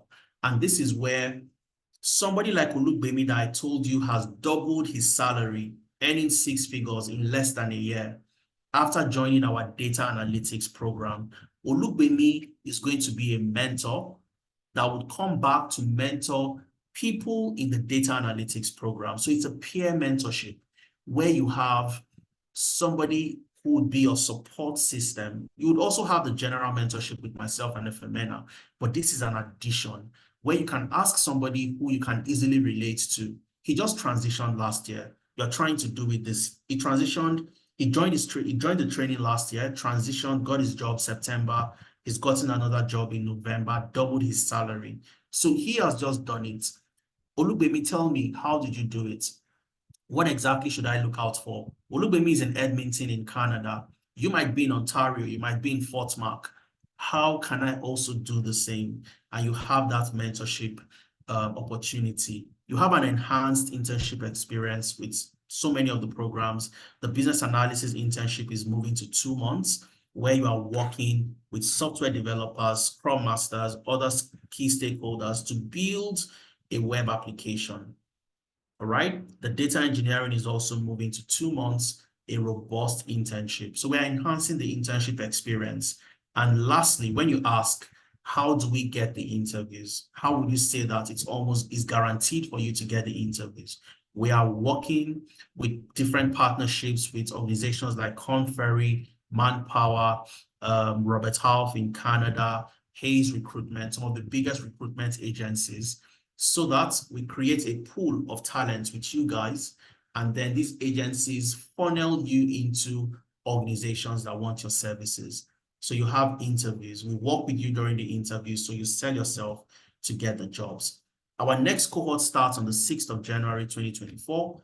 And for those who have been asking of the fee, for those who want to join the data analytics, the business analysis, HR analytics, financial analytics, or data science, any of these programs, the fee at the moment is $750, but we have a special discount. If Emena had mentioned that earlier, the discount we have for you is a whopping $150 discount for those who want to join.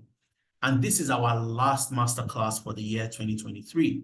So I'll say you are in a unique position, you have the unique opportunity to be in this session today. All right, so we have a discount for those who want to join. Instead of paying $750, you get to pay $600 to be a part of the program. And you don't have to pay the fees at once. You can pay in 2 installments of $450 and $150 1 month after the program starts. So once you pay the $450, you get into class.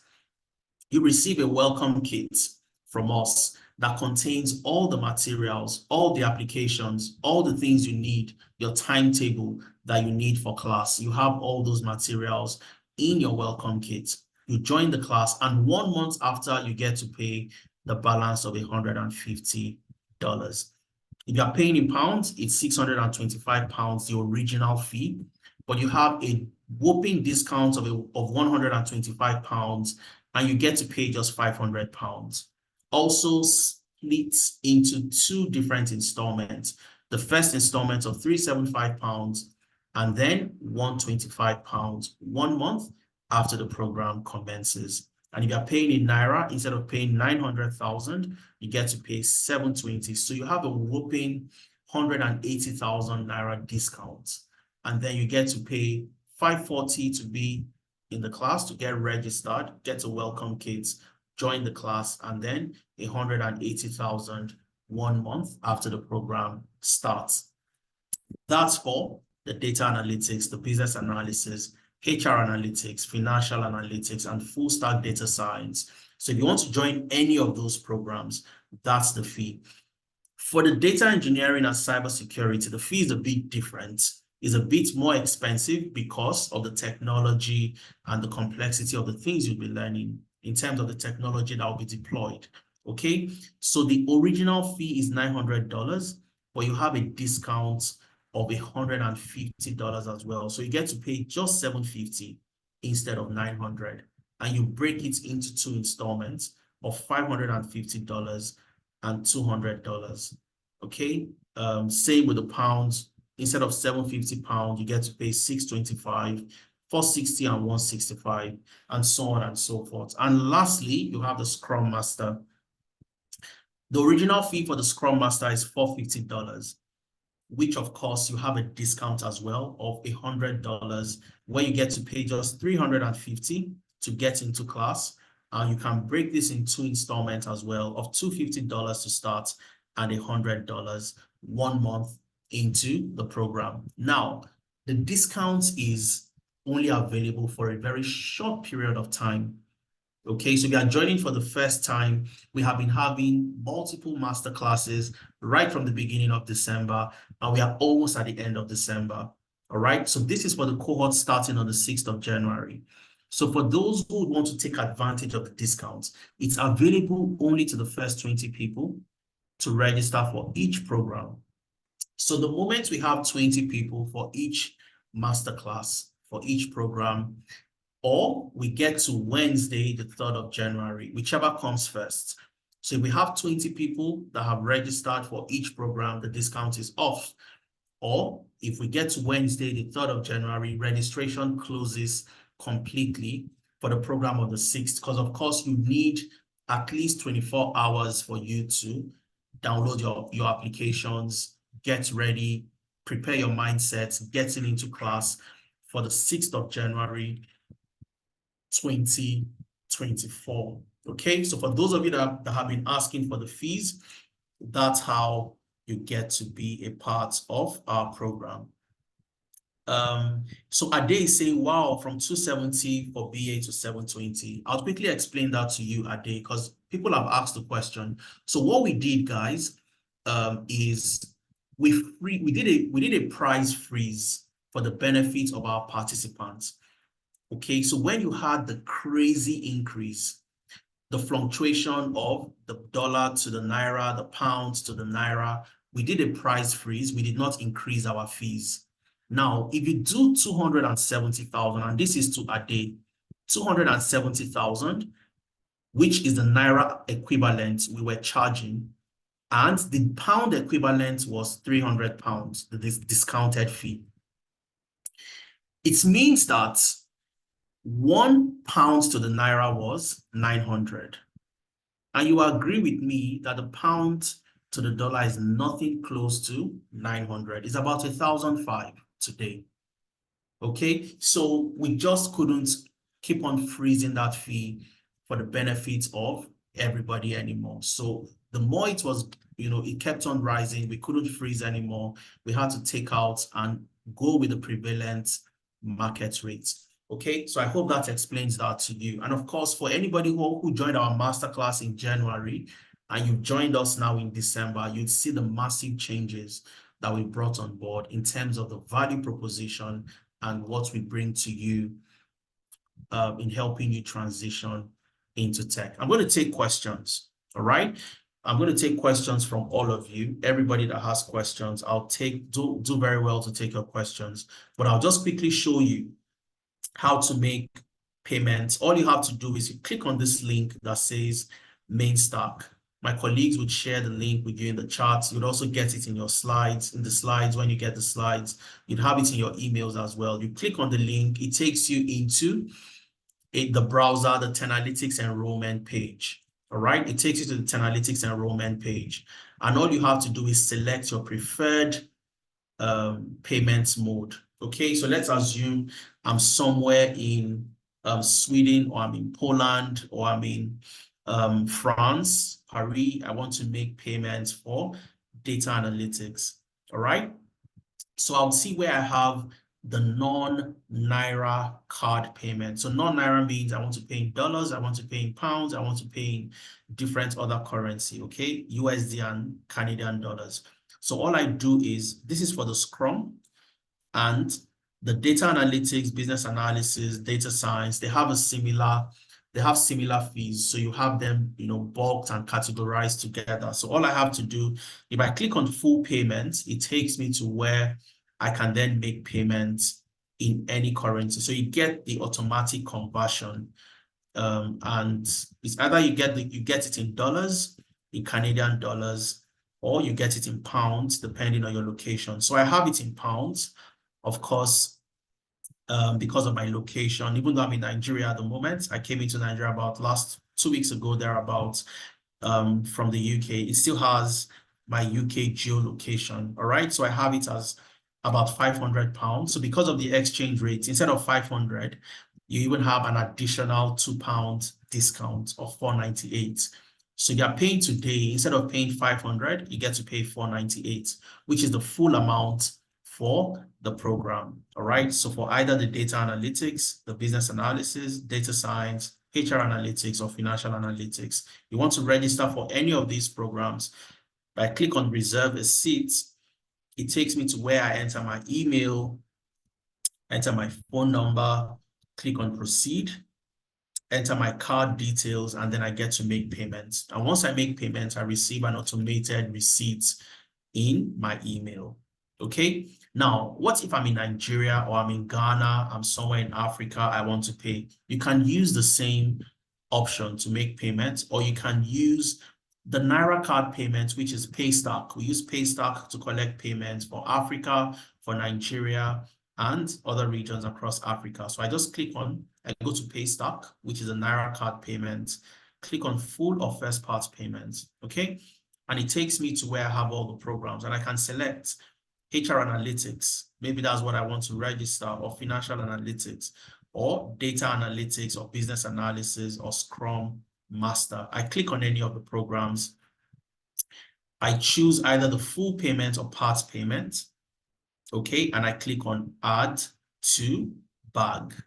And once I do that, I go to checkout, of course, enter your first name, enter your last name, enter your phone number, click on review and pay. You get to make payments. You also receive your receipts in your email. Whichever email you provide, you're going to receive your receipts in your email. Once you receive your receipts, all we need you to do is go back to the link where you have clicked on to make payments. All right. And for those of you who would want to do a direct transfer, either to our Naira account, which is a Fidelity Bank account, or to our pound account, where you can also make a direct transfer to our pound account, you can also do that. But whenever you do a direct transfer, ensure that you take a screenshot, okay? Or you have paid using Paystack or MainStack, take the receipts go to where you have upload your receipts.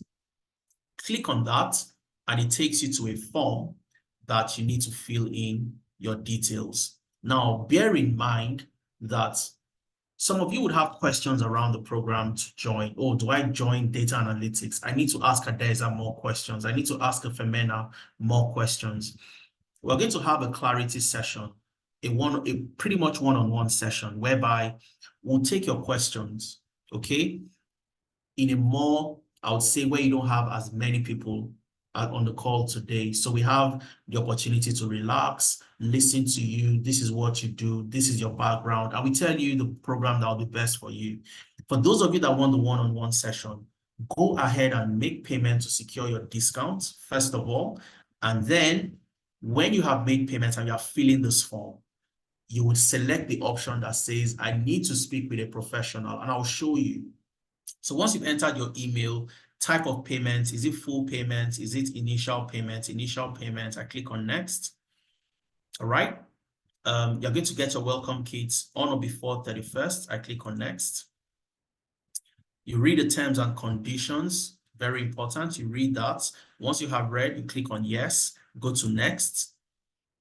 Okay, you enter your first name, enter your last name, enter your email, your gender, if you're male or female, click on next.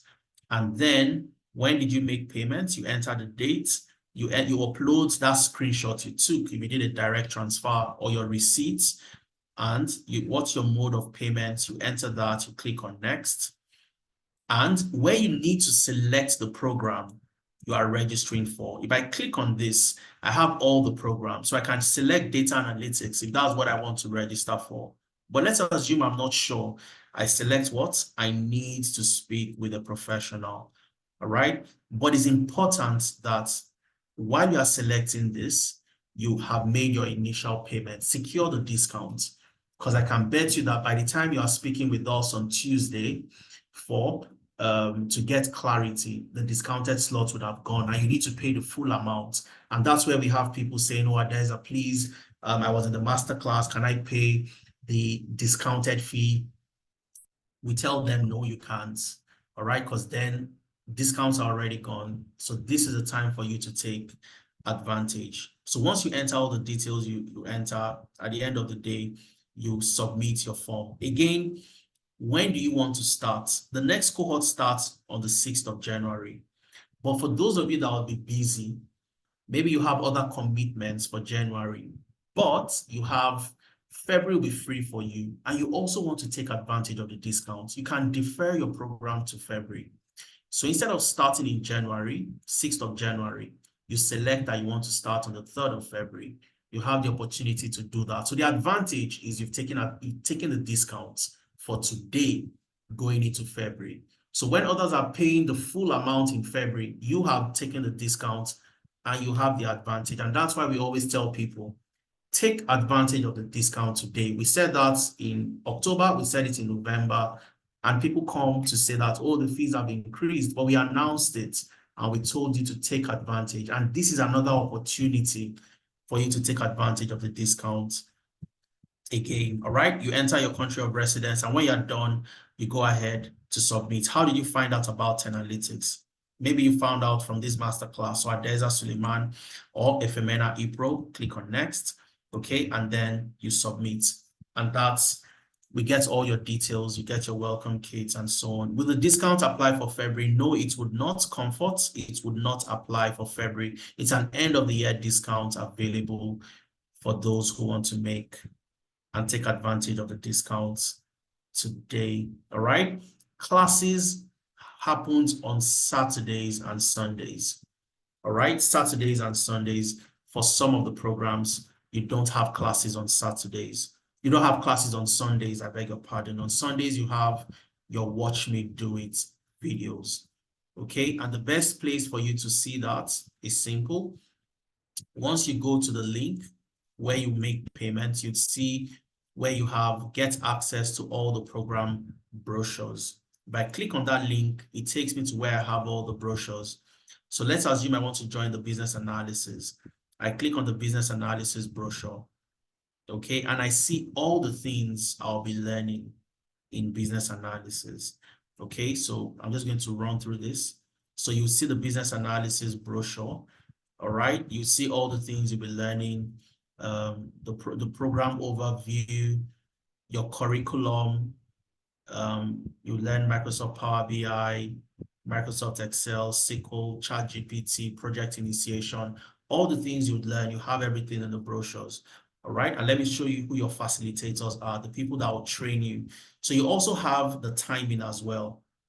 So for the business analysis, you have Saturdays, 11 a.m. to 2 p.m., Sundays, self-paced, watch me do it. It shouldn't be self-paced. You have classes on Sundays for business analysis. Yeah, so this is where you have it.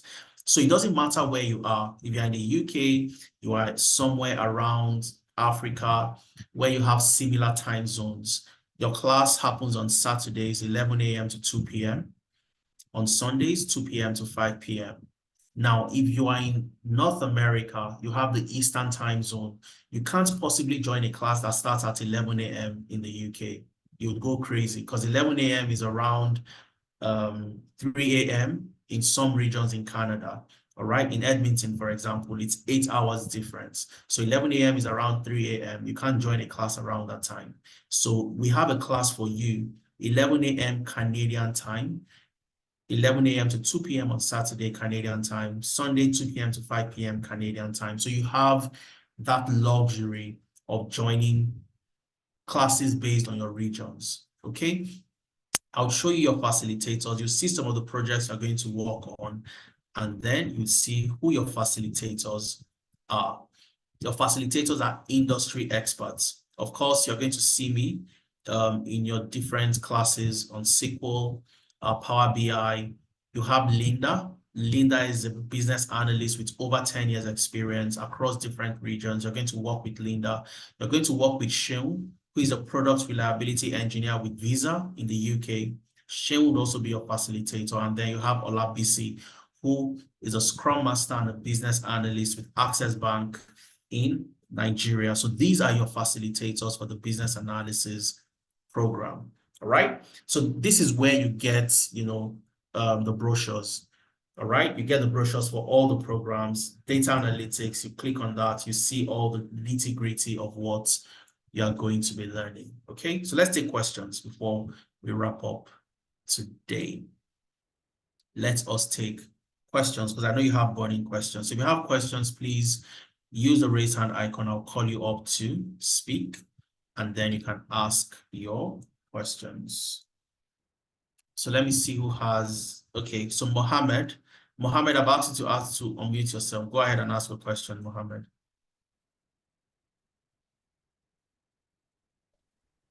Are you there, Mohammed? Good day, everyone. Hi, Mohammed. Hi. Please, I would like to ask, like, for a chartered accountant, I know the kind of program you can recommend is data analyst. But I want to ask if there's any professional exam attached to data analyst. Where can someone get any certification in respect of the program? All right. Very good question, Mohammed. So first of all, for an accountant, I won't say I would directly recommend. Okay. Sorry, I'm just going to mute you, Mohammed, because I think you have some noise coming from your end. So I won't directly recommend data analytics to you because you have data analytics. You also have financial analytics that could tap from your experience as an accountant. Okay. I would love to hear where your interest lies, number one. And from there, we can start to recommend what I think would make sense to you. Is there any industry regulated or industry relevant certification? It doesn't exist anywhere. Every different organizations come up with different ways, I would say, to make money. I don't have any of those certifications, and I've worked all my life as a data analyst, as a data scientist across the biggest organizations and major economies you can think of. Same with FMNA. Okay, so is there an industry regulated certification for a data analyst? The answer is no, it doesn't exist. That's on the one hand. On the other hand, for somebody who is transitioning that is the least of your worries, because organizations would not look out for that. The first thing they want to see is your project. Can you show me the link to your portfolio? Can you show me what you've done as a data analyst, as a financial analyst? Can I see what you've done over the last, what projects have you worked on? What's your experience? Those are the things they would want to see. It's a skill-based environment. Nobody's going to ask you for your master's. Nobody's going to ask you for your background in terms of what you studied. They want to see what you can bring to the table. Okay? I hope that answers the question. I'll move to the next person, Odafe. Odafe, please go ahead. And while Odafe is asking his question, I'll quickly run to the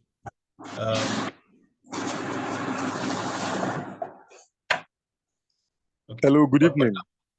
Yes, good evening. Where was a bit noisy, but I think it's quiet now. Go on. Okay.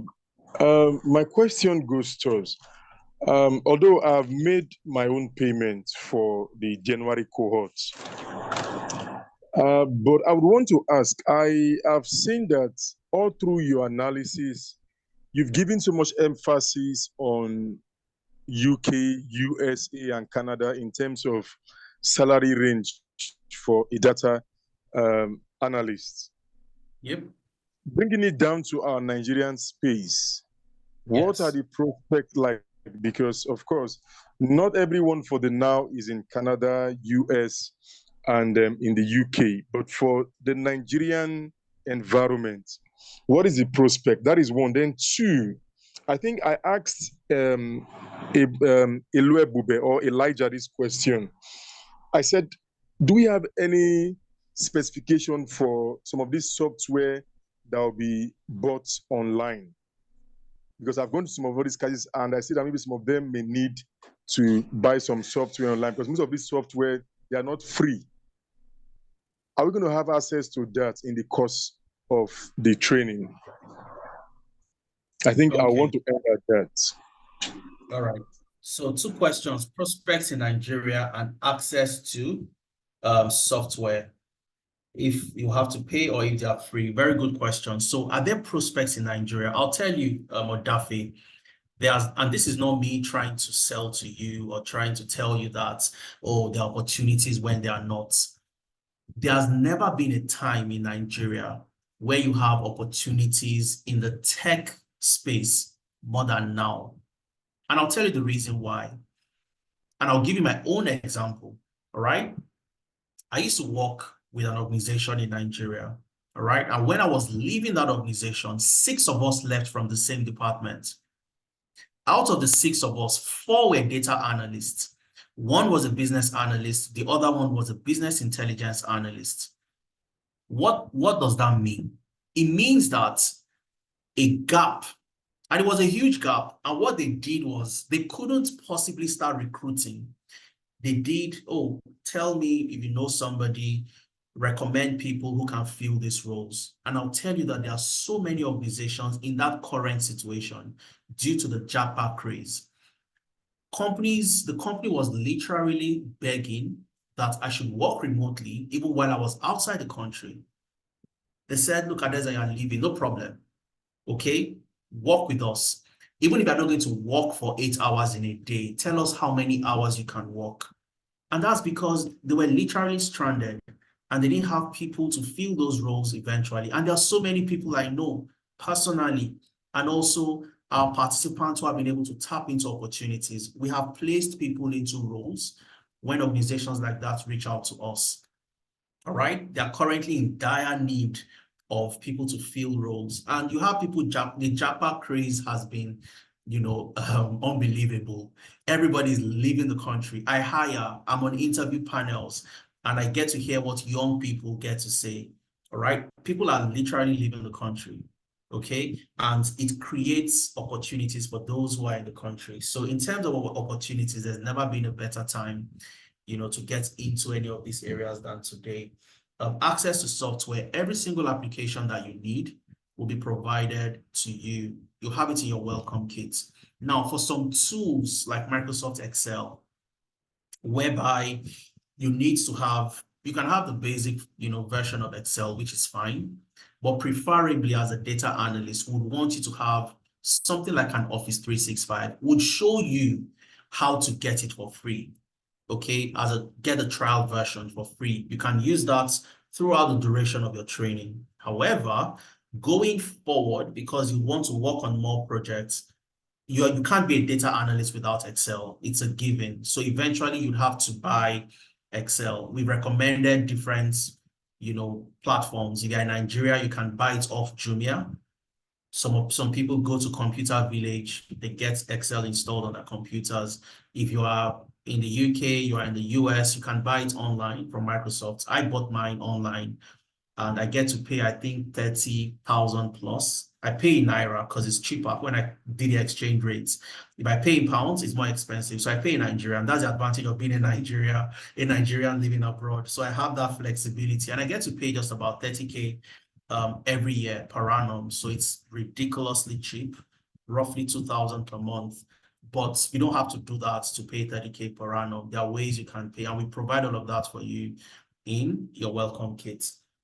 Apart from Excel, every other tool that you need is free. Your Power BI is free to download, free to install. Your SQL is free to download, free to install. Every other thing that you need is free to download and free to install. Pretty much straightforward for all the other programs too as well. Okay. If you're trying to say something. No, we can't hear you. I can see you are speaking, but we can't hear anything. All right. So somebody's saying I just made payment to Fidelity and I want to upload the receipt, but I don't have a Gmail account. No problem at all, iPhone. So all you need to do, IMWA is okay. So IMWA is answering the question. Now for people who would also want to, you need help. You have questions. I was discussing with somebody from Ghana who just joined our program today. And in their region, she was seeing Canadian dollars instead of US dollars. But we walked her through how to, navigate that aspect. So if you ever need help from anybody to do anything, all you have to do is send us an email. Okay, send us an email to enquiries@tenalytics.io or any of these phone numbers. Just send us a WhatsApp message. Somebody will respond to you promptly.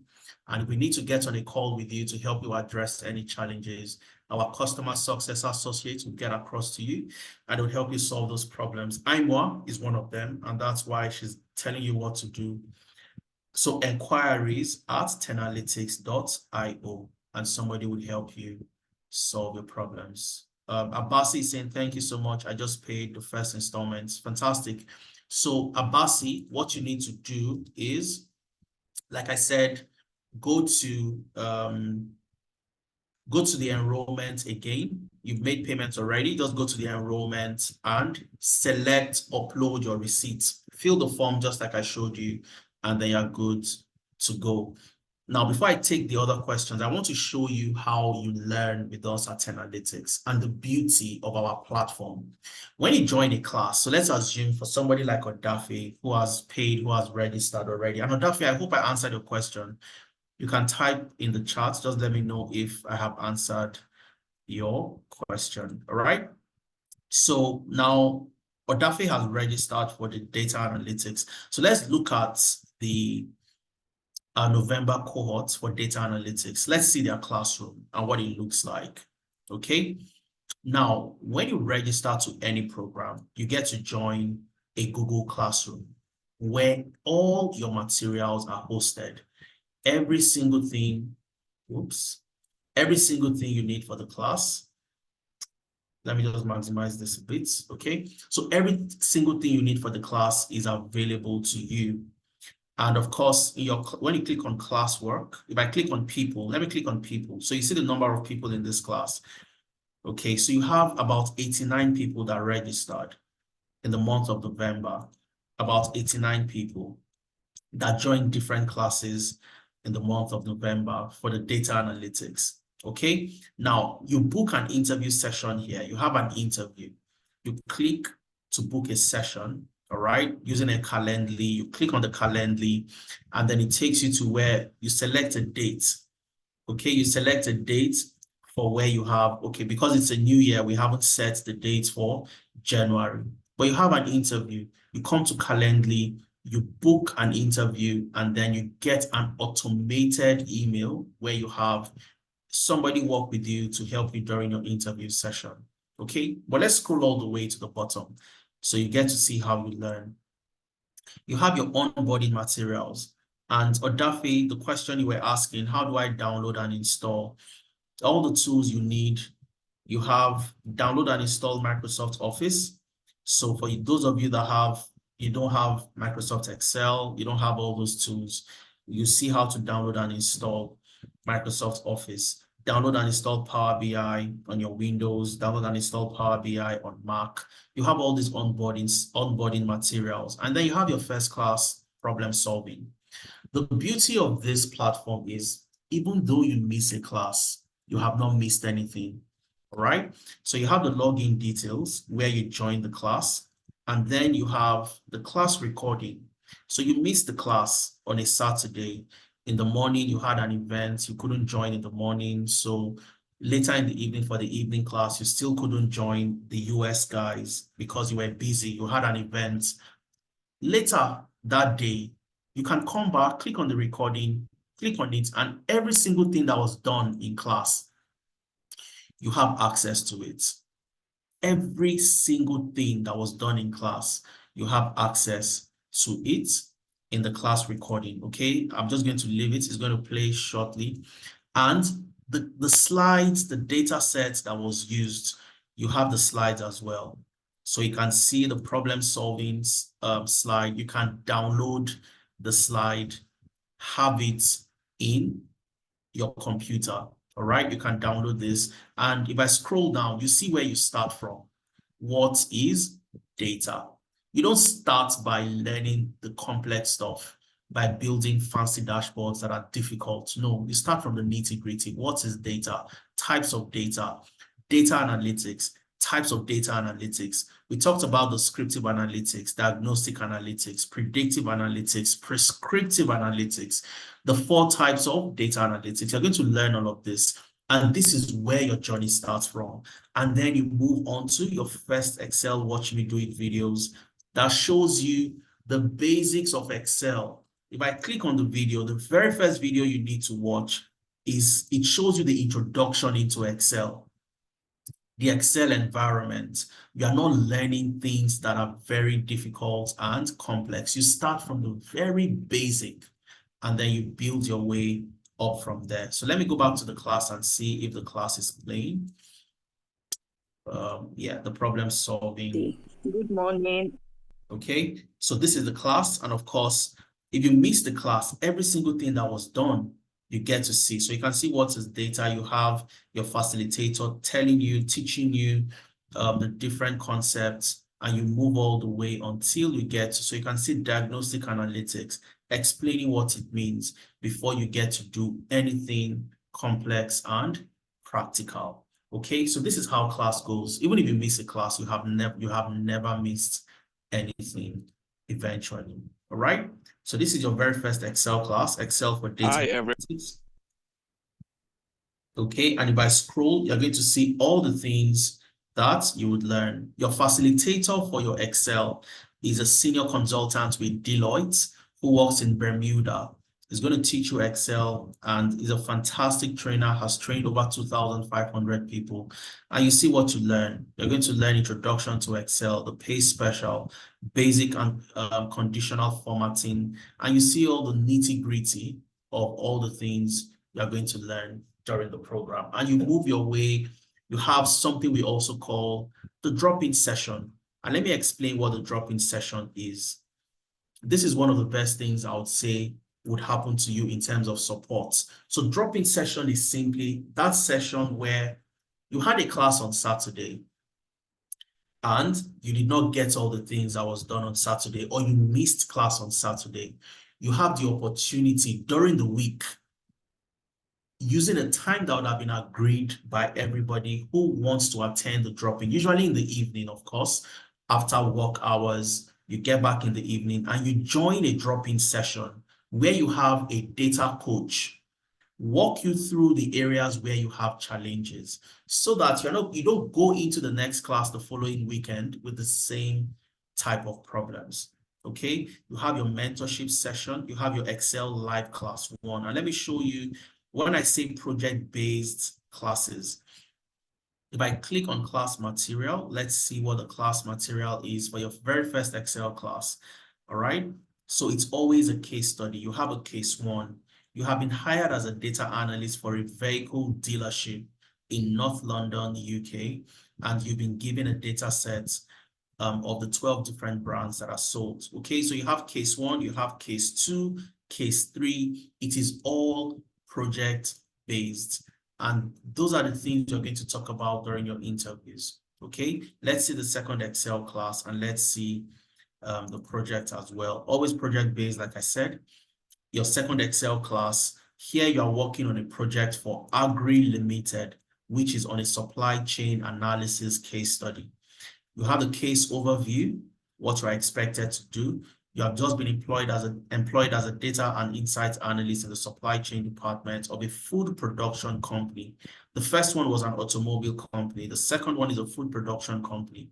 So you read all the things you're meant to do, and then you look at your task, and then you get to solve the problems using the tools that you've learned.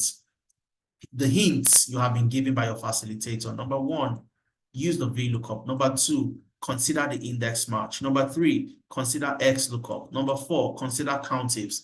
And these are the different functions you're going to leverage during that class. You have your CV review session, and you see your mentorship, how to tailor your previous experience to your career path. And I'll show you the session material. So similar to the session we had today, where I was showing you how to negotiate, I held a session where I would show you how to do what?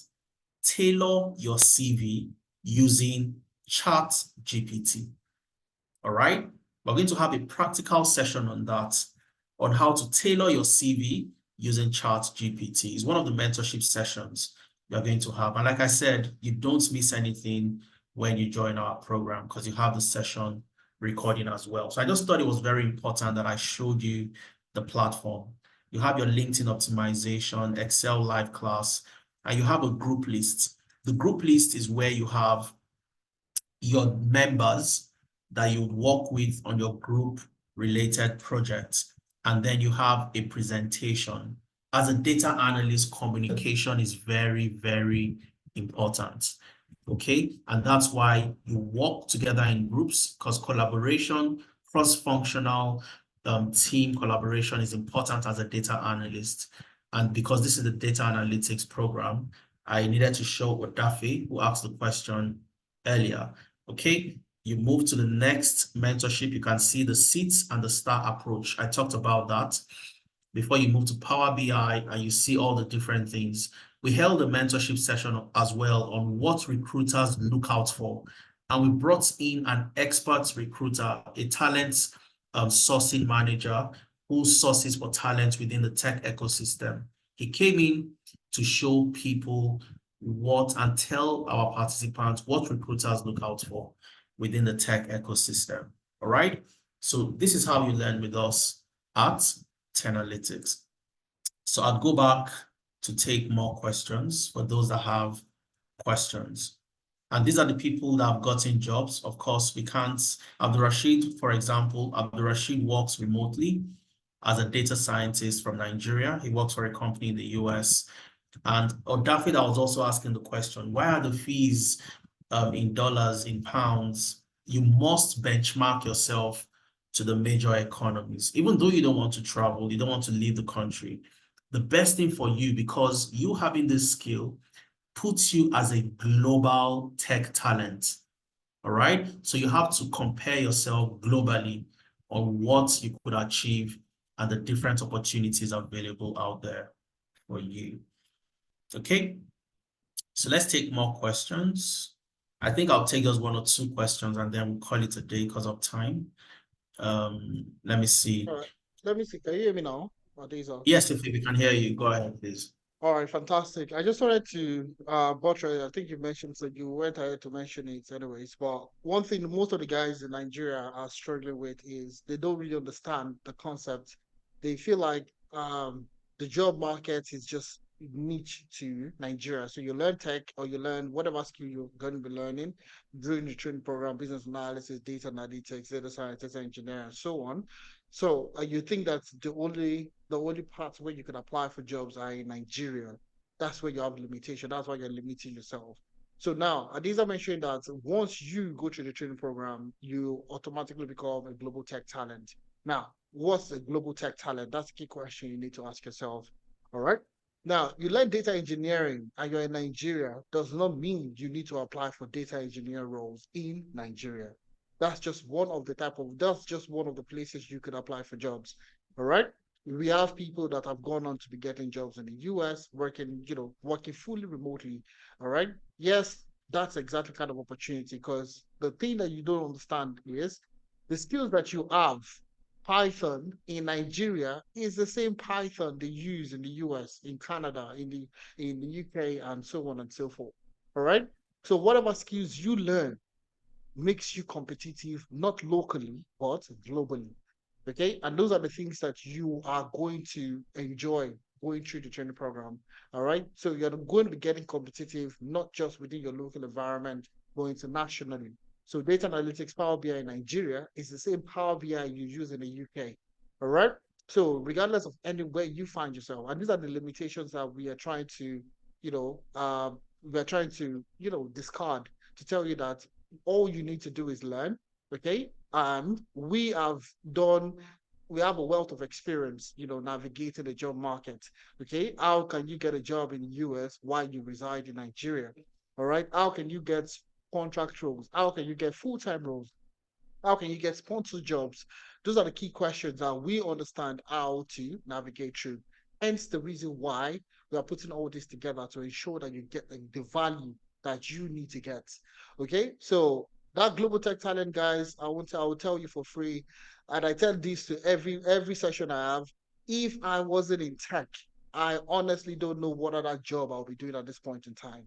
So if you're looking at getting started in 2024, guys, honestly speaking, you honestly don't understand the value that you could add to yourself personally and to even your family and to everybody around you until you take that step to try to even get started. Let me just devote the first 3 months next year to learning a new skill and competing not just locally, like globally. Like you can apply for a job in the US and they call you to do the interview and you go on to do that interview, you get the job, and you're earning foreign currency in Nigeria.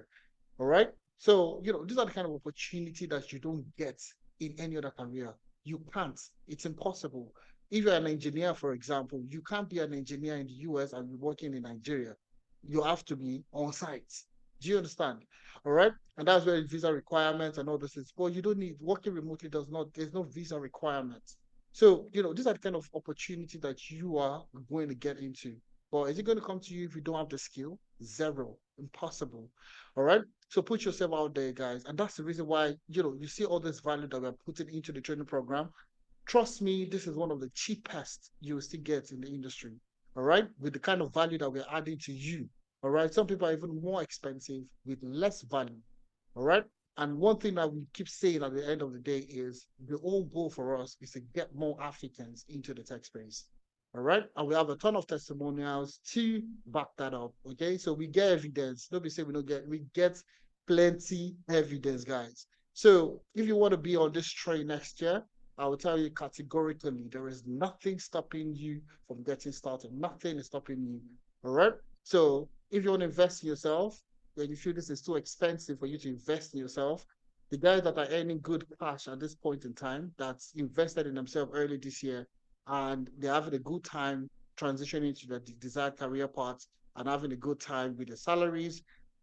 Take, for example, your starting salary in the UK, let's say it's about £50,000. £50,000 will give you at take home every month will be about 3,000 plus. All right, just about 3,000 plus every single month. So you invested £500 to be earning £3,000 every single month. It's impressive. That's a good investment. You don't have to invest in crypto before you know that you did an investment. You can invest in yourself and you can see your income increase exponentially. All right. So don't look at it as, oh, one-off cost. It's not a one-off cost. It's something that would always add value to yourself. Okay. So those are the things I just wanted to add to what Daphne said. I think that makes sense, yeah? Absolutely. Absolutely makes a lot of sense. Thanks for that, Ife. So I'm going to draw the curtains at this point. Undukwe is asking, anywhere I can put my card details, I'm in the UK. Absolutely. So Undukwe, once more, so Aimwa, Isosa, anybody on the call, please share the link with Undukwe so that Undukwe can make the payment. So once my colleagues share the screen with you, Undukwe, all you have to do, it takes you to this particular Tenalytics enrollment page, all right, our enrollment center. Once you get here, depending on the program you want to register for, so Undukwe, let's assume you want to register for data analytics. Okay, so Imwa has sent it to you, but you can just use the link right at the bottom to pay with your card, all right? You go to the non-Naira card, meaning you want to pay in pounds, you're in the UK, you are in Europe, somewhere around, you know, you want to pay in pounds or dollars or Canadian dollars, and you want to pay for maybe the data analytics or business analysis, full payment or part payment.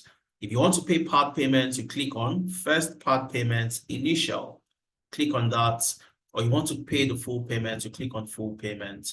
If you click on the part payments, there is a minimum you can pay. But for you to get the welcome kits, for you to start on the 6th of January, you need to make the full first payment. Remember, there's a first payment you need to make, all right? So here it shows you that the minimum you can pay today to secure your discounts, and before the 6th of January, you pay the balance to make the first installment, which is 375 pounds, if I'm correct. So if I just go back to the slides quickly, okay, let me just check for the first part payment for pounds for data analytics. It's 375 pounds. All right, that's the first payment. So you can make this first part payment by just entering the fee, 375. Okay, you make the first part payment. So 375, which is the first part payment, gives you access to the welcome kits, which has your learning plan, it has your timetable, has all the links and the videos for the applications and the tools you need to install to get prepared for the class on the 6th. But if, for example, Undukwe, you don't have enough to pay 375 today, you want to secure the discounts, there is a minimum you can pay to secure your discount, 207.5 pounds. And let's assume I just paid 210, round it off to 210 pounds, reserve a seat, you make the payment. But remember that to get access to the welcome kits, you need to have completed that first part payment. So if you pay 210, it means you need to pay 165 before the 6th of January to get access to your welcome kits, which completes your first part payment. Okay.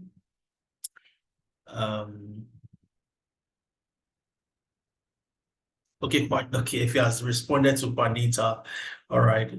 Okay, so I think that's pretty much where we're going to draw the curtains. One last thing I'll just say before we call it a day. Some of you have brothers, you have sisters, you have family members, you have colleagues in the office that would, want this opportunity. And we've seen instances where people recommended their brothers. There is even somebody, I'm not sure I still have him on my slide. I think I took him out eventually because we had him for a very long time on the slide. His elder brother joined a session like this and registered him. He sent the masterclass recording to him to register him for the session. Today, he works with the NHS as a business support, as a business intelligence support analyst. Okay, so you have a brother, you have a cousin, you have a colleague that would benefit from this. Share it to them. Gift your brother an investment for a lifetime. Gift your colleague, gift that family member that always asks you for money every single month. Gift them a training like this so they can go ahead to make a life for themselves eventually. Okay, so again, follow us across all our platforms on Instagram, on Twitter, on Facebook, on LinkedIn, across all our channels. Go on YouTube, listen to the amazing testimonials from people, listen to what they've said, and how you can also learn from them. If I go to YouTube, for example, I was about playing Olugbemi's video, but go ahead and listen to Olugbemi. Once you go on YouTube, just search for 10Analytics, okay? Search for 10Analytics. It takes you to 10Analytics page on YouTube, all right? Once you go to our page on YouTube, click on the 10Analytics logo, and then click on videos, okay? Once you click on videos, you'll see the testimonials, all the master classes, all the sessions we've been having, and then you get to see the testimonials. Okay, from videos, let me see where I have testimonials. All right, so I think what you need to do is, let's go to home instead of videos. I go to home, and from home, I can see testimonials, okay? So from the testimonials, we listen to Sade today, listen to Michael, who transitioned into data engineering, listen to Idris, who worked with Jaguar Land Rover in the UK as a data engineer after completing our program, all right? So just click on testimonials, play all, okay? And listen to all the amazing professionals. Follow us on LinkedIn, follow us on Instagram, and get to see the amazing work that we have to do. This is the last masterclass for the year, for 2023, and we are super excited for you to be a part of this masterclass, okay? Last question, what are the parameters for those who refer? Elijah would, there's a referral bonus that we give out, which is if the person pays in pounds, it's 20 pounds. If the person pays in dollars, it's $20. If the person pays in Naira, it's 20,000 Naira eventually, all right? So Elijah would provide with all of that in the email for those of you who want to take advantage and refer people to join the program as well, okay? I'd love to say thank you very much for staying up until this time. It's been a wonderful 2023. 2023 for us as an organization has been our best year yet in delivering value in terms of growth and in terms of impact in helping people achieve their goals and achieve their objectives. And that's our mission. And we're going to keep on moving up on this road until we go into different countries, different organizations. And I see people that look like Efemena, people that look like me, people that look like Dafe, people that look like other Africans, and people of the Black community that have gotten jobs within the tech ecosystem, and not just Africans doing the menial jobs that is very prevalent today. So thank you very much, guys. Have a wonderful, wonderful new year. I might see some of you on Tuesday during the Clarity, the one-on-one session. For those of you that I can't answer your questions here, please, when you receive the email, indicate that you want a Clarity session, a one-on-one. You'd have myself, you'd have Efemena, we'll be in that session with you to help answer the specific questions centered around your current situation, your current experience, your past background, but ensure that you've secured and locked in your discounts so that you don't come into that session thinking that, oh, I still want the discount, but the discount is gone. Thank you very much, guys. Have a wonderful weekend and a wonderful 2024. Cheers, everybody, and bye. Bye, guys. Bye.